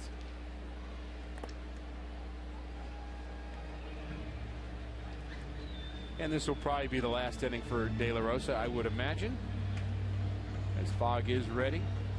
And he has had a really nice performance here tonight, Al. The run in the 6th inning, the home run to Albert, and Molina's home run. Other than those 2 pitches, Yeah, the Cardinals have 5 hits, 2 solo home runs, so can't even say base hits are mistake pitches. and he has 7 strikeouts with just 2 walks. ERA climbing to just a little over 5. And he may be on the verge of it, that coveted first W of the season for De La Rosa. Ball hit on the right side. Helton backhands it. He's not covering. De La Rosa did not get off the mound and get over there and cover. And Helton ranging far to his right. There was no play with Brendan Ryan's good speed. And De La Rosa's mad at himself. Apodaca, pitching coach, is going to come out and check. Well, let's watch and see.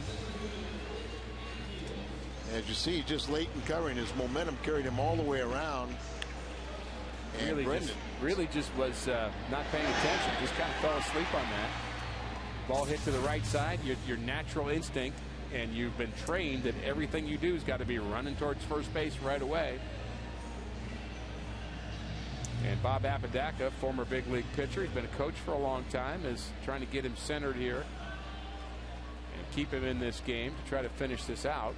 And, you know, we talked about DeRosa has issues with guys in scoring position, runners on, and Apodaca's teaching here. He's trying to get him to say, look, this is your game, now do something about it. And he's trying to get into his head and telling him, show me you're a winner here. That's very true. And I've had conversations with Jim Tracy when he was managing with not only Pittsburgh, but with the Dodgers about this same fact and how you try to get a guy over the hump and to think like a winner.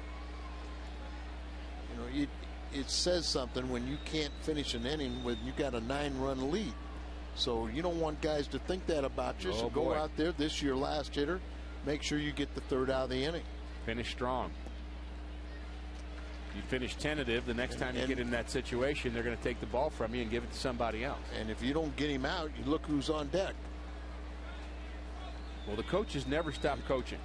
No matter what the score is, it's an opportunity to teach, to encourage, to chastise. Swing and a miss by Ankiel. Got to know what what you're going to be. You know, you're going to be a mama, you're going to be a a preacher, or you're going to just kick a guy in the rear end, or what what kind of motivation you got to do with every one of them. All of the above at some time or another. The 1-1 to Ankiel is hit hard down the right field line, and it's down. Ankiel rounds first and headed towards second, and the Cardinals score a run. That's Tyler Green crossing the plate, and held at third is Brendan Ryan as Rick Ankiel extends his modest hitting streak to 4 games as he gets a hit in his last at-bat, perhaps again here tonight. Yeah, just a hanger, kind of sitting there, misses location, and hit hard. His 12th RBI of the season. And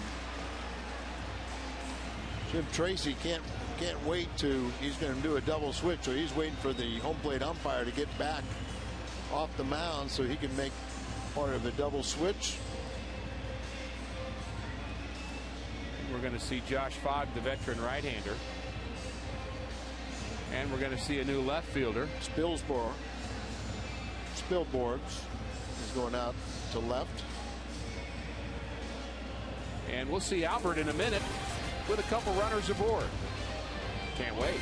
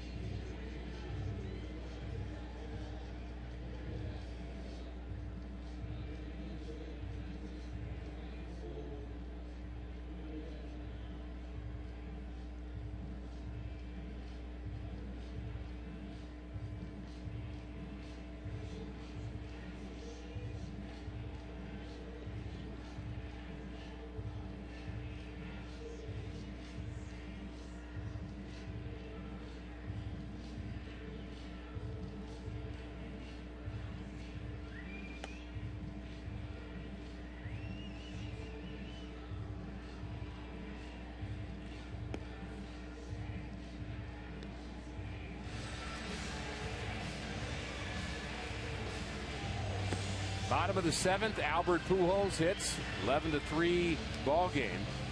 Cardinals with a couple runners aboard. Ryan the runner at third, Ankiel the runner at second, and Albert will face Josh Fogg, who he's had great success against in his career. 406 batting average against Fogg in 32 plate appearances, including 4 doubles, 3 homers.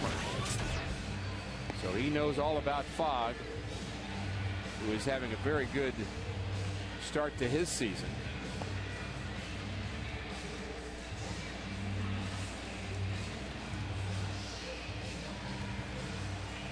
Ankiel talking with Clint Farmas as he delivered a 2-out hit here. I think some wolfing's going on right now between these two, and she can hurt him more by knocking him out of the game. And then Ankiel and De La Rosa kind of jarring at each other.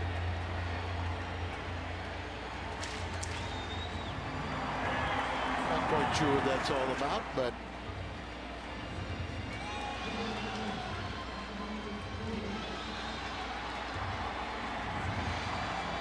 Ankiel has a lot to say to De La Rosa.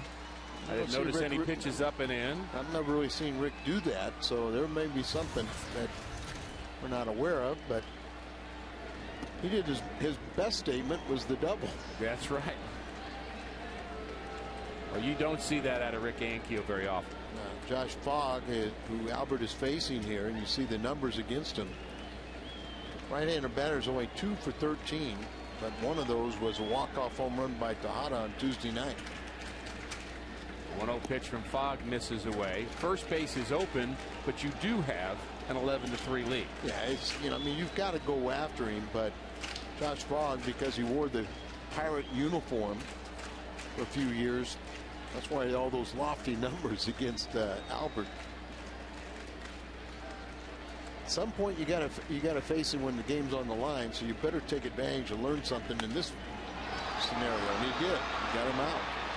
And he pops him out to center field as Gonzalez takes care of it. First big league put out, at least National League put out. 11-3 Rockies.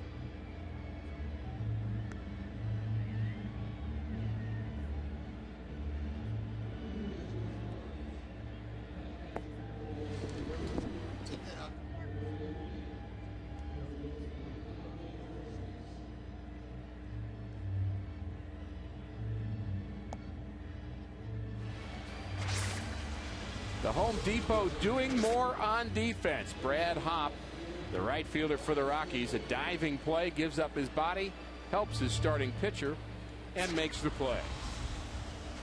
Good defense for the Rockies today. And Rick Ankiel in center field had a few words with the Rockies starter, and we're just still wondering what that might be all about. Al, who knows? That could go back to something from spring training or winter ball or some other game, but he was not happy with De La Rosa, and I would say vice versa. I'll find out. Ryan Spilborghs, the left fielder, came on with a double switch. He bats in the 9th spot against Jess Todd, who's making his major league debut. And it started out okay for Jess Todd. He got Atkins out, but ended up with a base hit to Hopp and a home run by Ian Stewart to ruin his debut. But he's still in there here in the 8th inning, getting some more experience. Well, and he should finish this ball game for the Cardinals. Jason LaRue is now catching Jess Todd, and Molina moves to first base. So Albert gets a couple innings off. And his streak is now broken of 15 straight games of being on base at least twice. And that's the least of the Cardinals' worries here tonight as Todd strikes out Spilborghs to start the 8th inning. 7th inning for the Cardinals was a nightmare. 9 runs in the inning on just 5 hits. And it was the inability of the Cardinal relievers to come on and throw strikes that really established the fate of that inning. This is Carlos Gonzalez that we talked about, just called up. You know, he was the centerpiece in the Oakland deal. Matt Halliday, and they say he is just an outstanding young talent.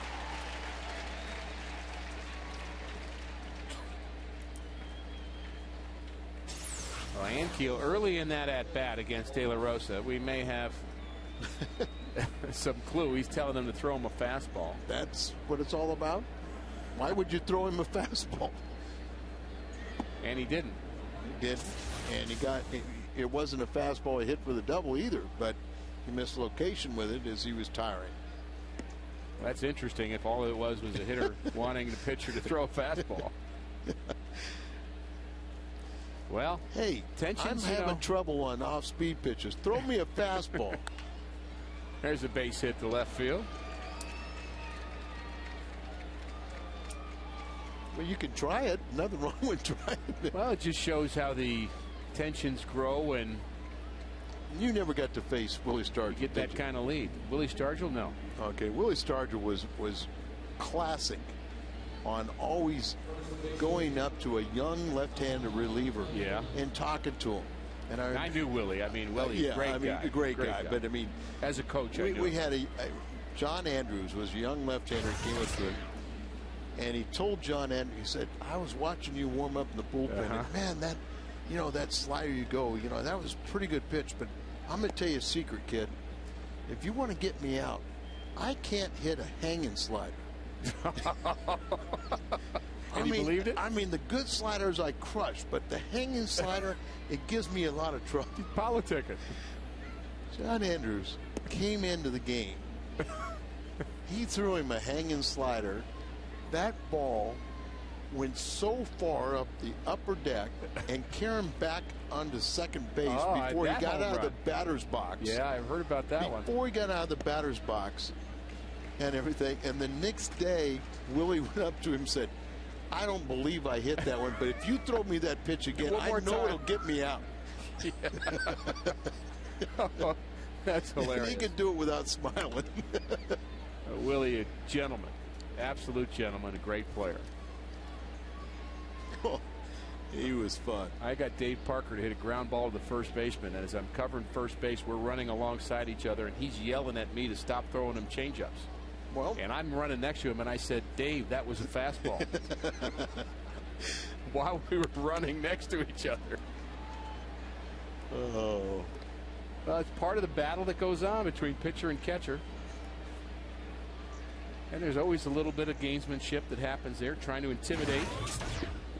And maybe Rick Ankiel felt that De La Rosa is the kind of guy you can intimidate a little bit. 2-2 the count to Todd Helton. Well, he fouls one off his foot. We've seen that a couple of times. I think what you really tell me is he didn't think De La Rosa was smart enough. You know, they might go, oh, okay, I'll throw you one. That's the third time in this homestand that Rick Ankiel has picked up a double in his fourth at bat of the game. And he's swinging the bat a lot better tonight. He is. I've been very critical of some of his bats the last week or so, but getting it down a little bit, that's not uncommon coming off the disablement. Jess Todd misses. What have you seen so far from Jess Todd? Well, I think the jury's still out. Is that slider tempting enough to get major league hitters to bite off it and swing at it when it's out of the strike zone? When it's in the strike zone, it's hittable. His fastball isn't borderline major league quality, and he has a very poor location. Anything else you want to know? No, you got it. I would agree. I concur. And he better be careful about the location of this pitch. 3-2 to Todd Helton. Good 2-strike hitter. Every time. Did some damage in that 7th inning on an 0-2 pitch, 3-run double, and he takes that one just a bit outside. And another walk from the Cardinal relievers brings Garrett Atkins to the plate. Well, through 6 innings of this game, we had a very well pitched game. Rockies had a 2-1 lead. De La Rosa and Adam Wainwright, the Cardinal starter, were matching zeros for the better part of this game, and then it all came tumbling down on the Cardinals in the top of the 7th inning. Wainwright walking the leadoff hitter in that inning was a sign of things to come. 11-3 Rockies, batting in the top of the 8th inning, and there's a strike right down central to Garrett Atkins.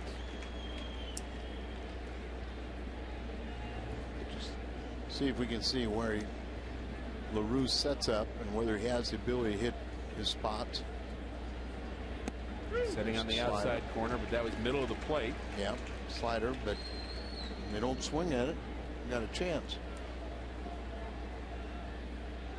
196 batting average for Garrett Atkins. One of those guys that you've heard a lot of talk about maybe being available.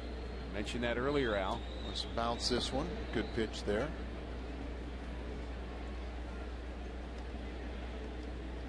Well, when you're batting under 200 and you do have a history of being a very fine all-around player, his errors are up a little bit this year, but it's what are you going to do? Can you help us get back in the pennant race? And you see players like that. Look at the Astros year after year. Roy Oswalt and Lance Berkman never seem to have a good first half of the season, but boy, you'd like to have those guys. Sure. Not that you're going to get either one of those from the Astros, but sometimes the guys just get off the slow starts, but by the end of the year they find their level. That might be true of Garrett Atkins as he fouls off the 1-2 pitch. Jess Todd, University of Arkansas.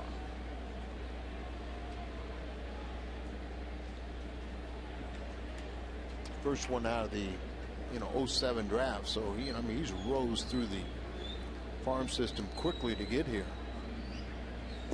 There's that slider, misses, and he got around that one. That was not a good pitch from Todd.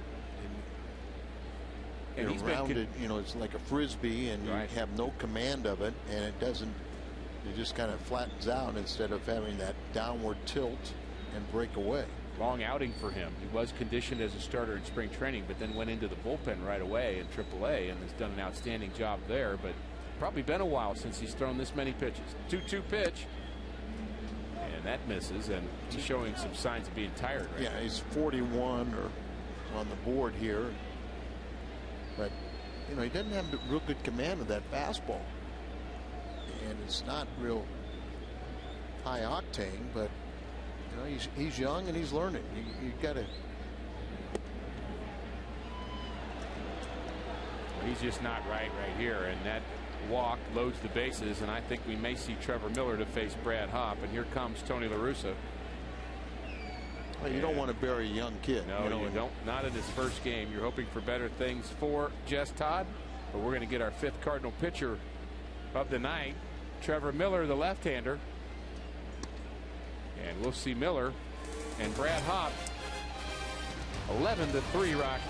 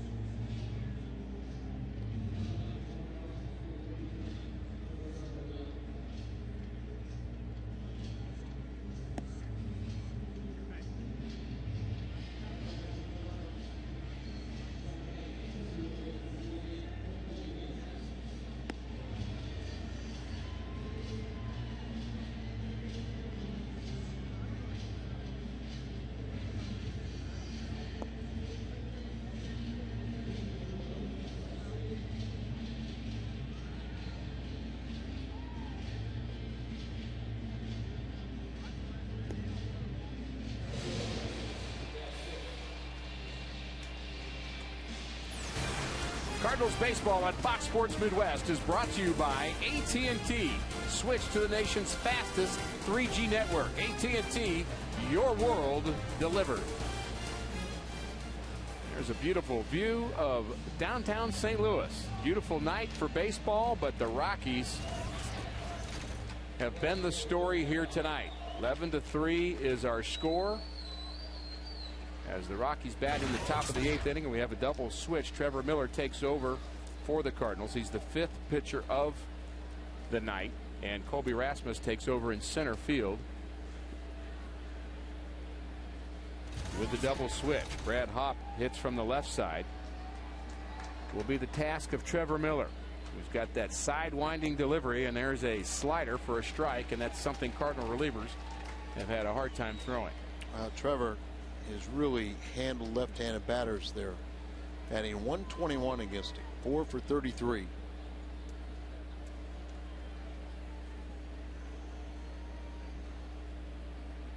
Bases loaded for the Rockies. Fouled off. Rockies have had a lot of base runners the last couple of innings. Wear them out. Wear them out for the rest of the series. Is that the plan, Al? Yeah, it happened. Had a lot of base runners last night. I think Jim Tracy's okay with that. Yeah, I think he's enjoying it. 4 home runs last night, and a couple more tonight. A swing and a miss, and Trevor Miller does the job. Strands the bases loaded.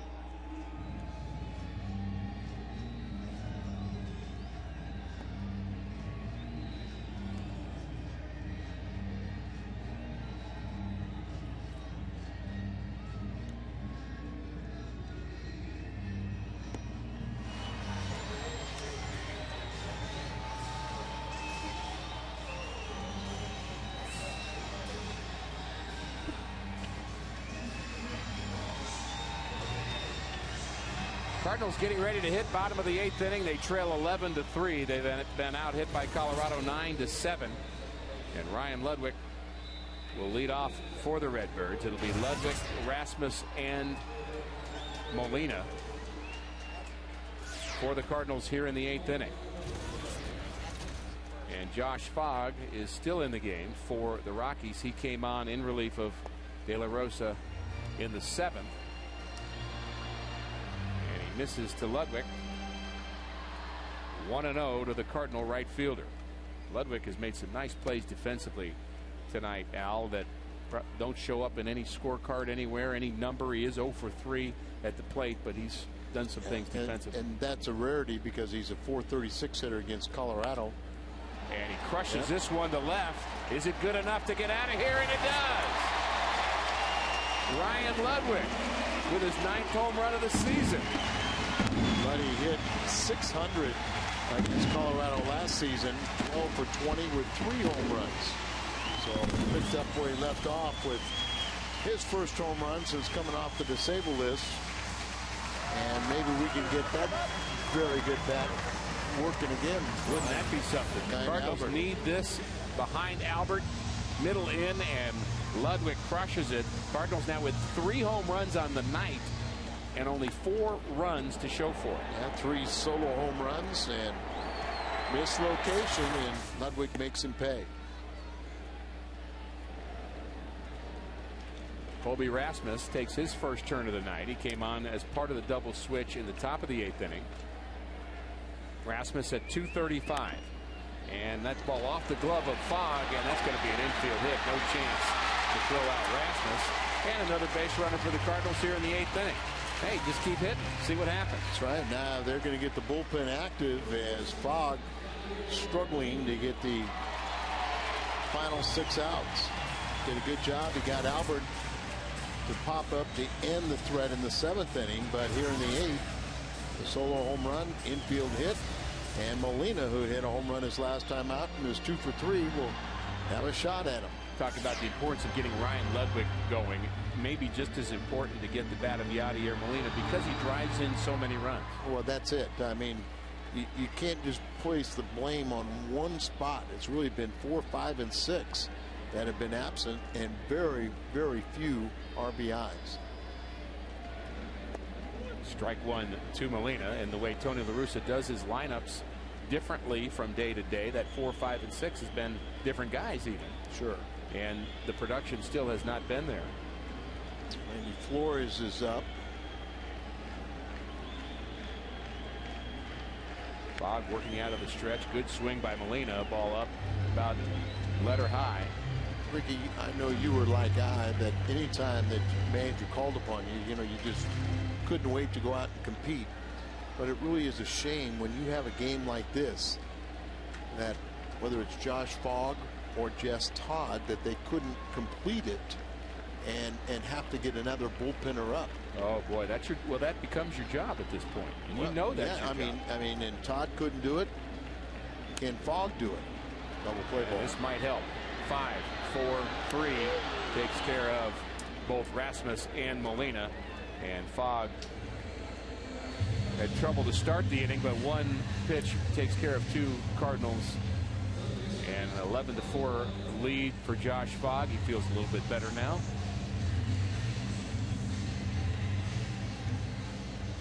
And Brian Barden will hit with 2 outs.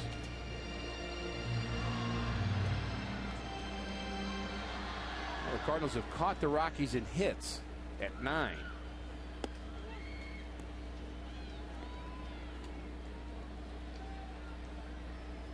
But at the end of the day, Al, hits don't matter as much as that column to the left. And Barden, after 385 April, finds his average down to 237. Swing and a miss by Barden. And he seems as if he's feeling for the ball a little bit more. He just doesn't seem to be quite as aggressive. Seemed like he didn't get a lot of at bats early in May, and that might have taken the toll on his batting eye. Then you lose a little confidence. Then you try to make up for ground. You're trying a little too hard. Timing's certainly off, and you know, these guys work hard at their stroke. It's not like he's not taking 200 swings every day at 4:30 or 5 o'clock, early hitting. Notice the Cardinals were out here early, everybody taking ground balls for a good half an hour at 4 o'clock today. And so they're working at it. But the game speed timing is a different deal. You can take a lot of swings off a tee to get your balance down, but when you're talking about a pitcher throwing 90 miles an hour plus, that timing's a little different. 2-2 the count to Barton, and there's a ground ball to our very busy third baseman Garrett Atkins, and he takes care of Barton. Go to the ninth, 11-4.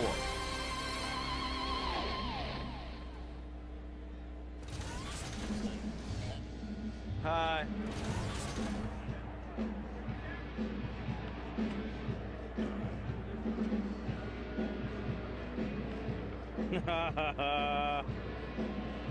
I don't want to miss an exhilarating pitch.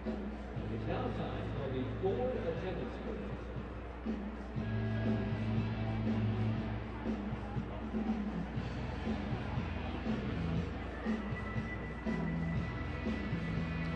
Oh, thank you.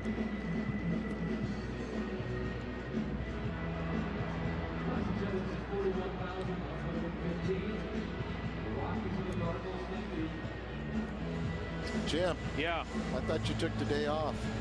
Nope, I'm here, Al. I bet you wish you did. Nope, I like to hear the dulcet tones.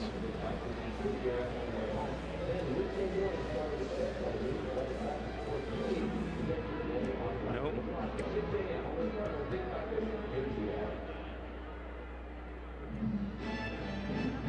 Yeah.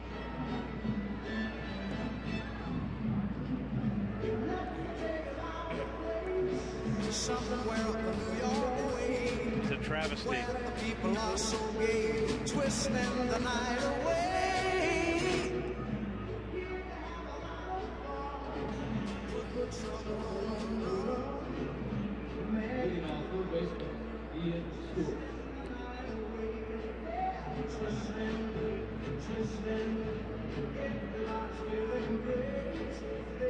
Cardinals trailing this one as we head to the ninth at Busch Stadium. Don't forget, coming up after the game on the post-game edition of U.S. Cellular Cardinals Live, straight from Lumiere Place, we'll have Cardinal reaction straight from the Cardinal dressing room. We'll have Tony La Russa's post-game news conference. That should be fun.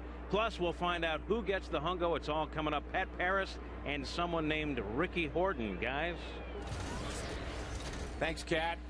Ian Stewart, the hitter, against the left-hander Trevor Miller. Stewart actually has the third baseman in this game as some wholesale defensive changes took place in the top of that inning for Colorado. Quintanilla now in the game as the second baseman, and he is batting in the third spot. Atkins has moved to first base.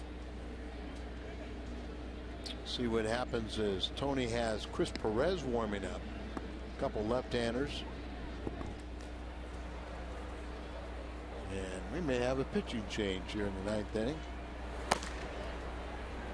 You don't see many pitching changes in a 11-4 game in the ninth No, inning. but you know, still managing.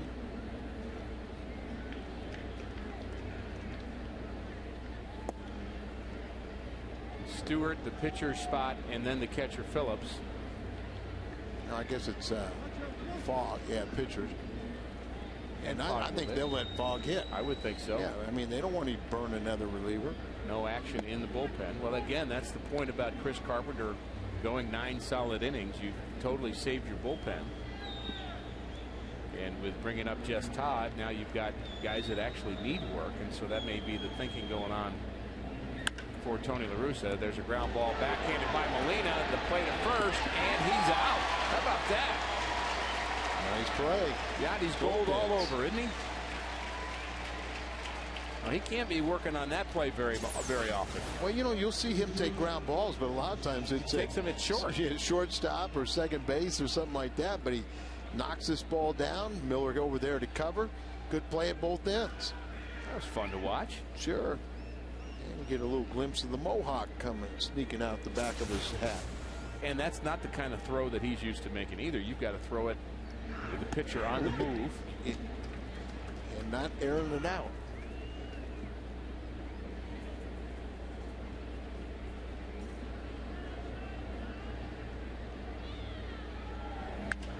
And the pitcher, Josh Fogg, lines this one to right field. And no problem for Ryan Ludwig. 2 outs in the 9th for the Rockies.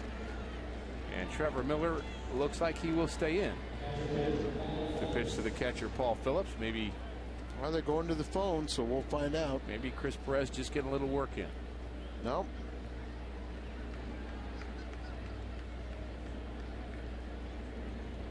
Well, they certainly have a conversation out there in the bullpen.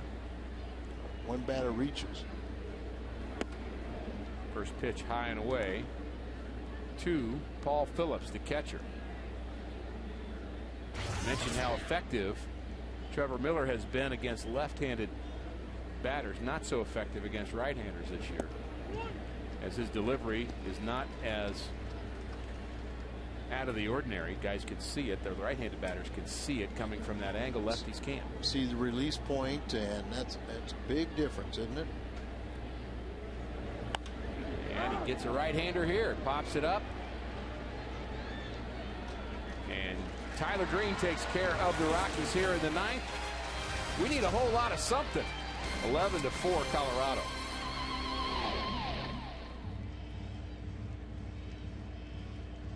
A couple of years we've been working hard on the I-64 Highway 40 project. And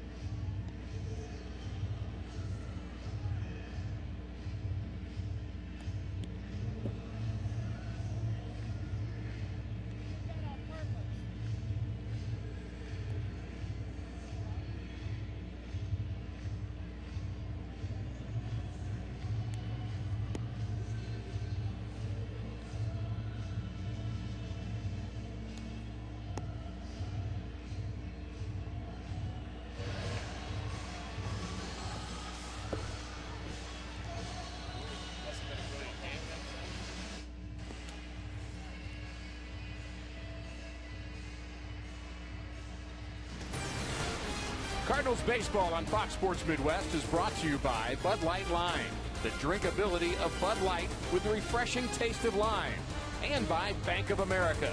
Cardinals banking only at Bank of America. Now, there's some Cardinal fans who have been very faithful here tonight. They've stayed for a hard 9. They relaxed a little bit, I'll give them that, and they can spread out a bit because there's a few folks that decided that 11-4 is an insurmountable lead. But Al, I've known you long enough to know that you know and you think that miracles do happen. Oh, I know miracles do happen. All right. Just not every day. Well, they do every day someplace. A lot of times at Children's Hospital. That's exactly right. Shriners Hospital. And more important than miracles than a baseball game, to be honest. Although we would like for a miracle to happen right here with the Redbirds in the bottom of the 9th inning as Chris Duncan takes his turn. So you think it would be divine intervention? I think it might have to be. Duncan, Green, and Ryan for the Cardinals. Well, I'm glad I'm working with you than Dan. If we're looking for divine intervention. I'll do everything I can. It's six bloops and a blast. I'm telling you, it's possible.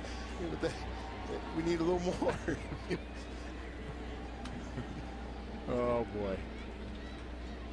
11-4 Rockies. And we're tied. Oh, so you're right. We need 7 bloops and a blast. Thank you. I think about comeback victories. The one I keep thinking about is I don't want anybody to think I was part of the divine intervention. No, right.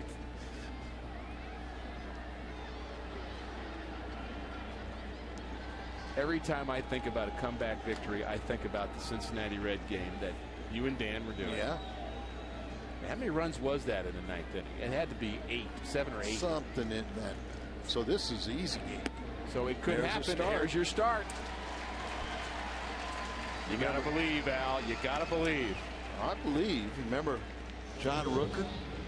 Yeah. Talked about a game against Philadelphia, and the Pirates had a big lead, and he said, I'll walk back to Pittsburgh if we lose this game. Jim Rooker.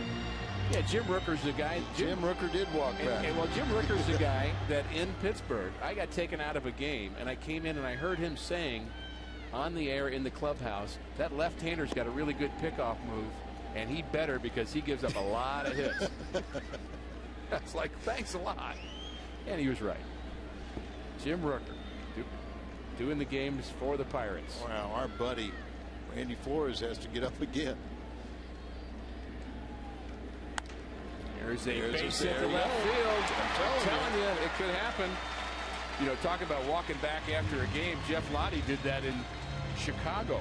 He walked back downtown from Wrigley Field. Well, that's not as bad as, you know, when you're in Philadelphia and you have to go back. But nice day for Tyler Green. Returned back to the big leagues. Been on base 4 times. 2 base hits and 2 walks. Had a run scored, and we need some more. Well, it's always an audition. Every at-bat matters. Pete Rose used to talk about that. You know, you get an at-bat in a game where it's out of reach one way or the other, and he said, if you mail in an at-bat, and if you do that once a week, that's the difference between a 250 hitter and a 300 hitter. Well, and you know there are scouts in the stands, so you're auditioning for them. This is going to put a crimp in the Cardinal rally here. 4-6-3. Brendan Ryan bounces into a double play.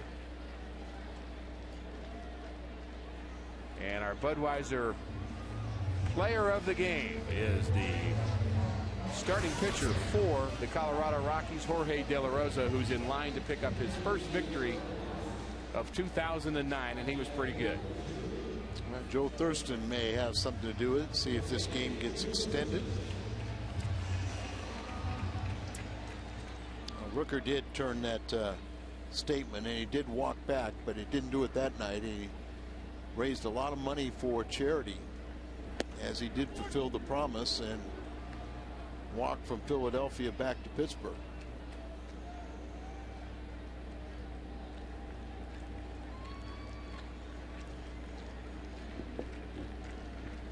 Joe Thurston, the last Cardinal hope. 11-4 the score.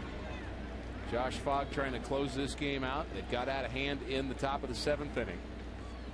Cardinals have now actually out-hit the Rockies 10-9. Cardinals have the game's only error, which led to an unearned run early on, but not nearly as significant as what happened in the 7th inning. Ugly inning because of all the walks. Thurston thinking about this at bat, trying to prolong the game, but also thinking about his wife, 8 3/4 months pregnant. And you wonder about what's going on in his mind right now. He can't keep that out of his mind. He's obviously excited about it, thrilled, and wouldn't it be cool though to come home and tell mom that, you know, hey, 2-run home run. And it's not to be. The strikeout ends the game. Thurston doesn't like the call, and he's just going to have to wait for a different miracle. The birth of his child as the Cardinals drop this one 11-4. We'll be back with more after this.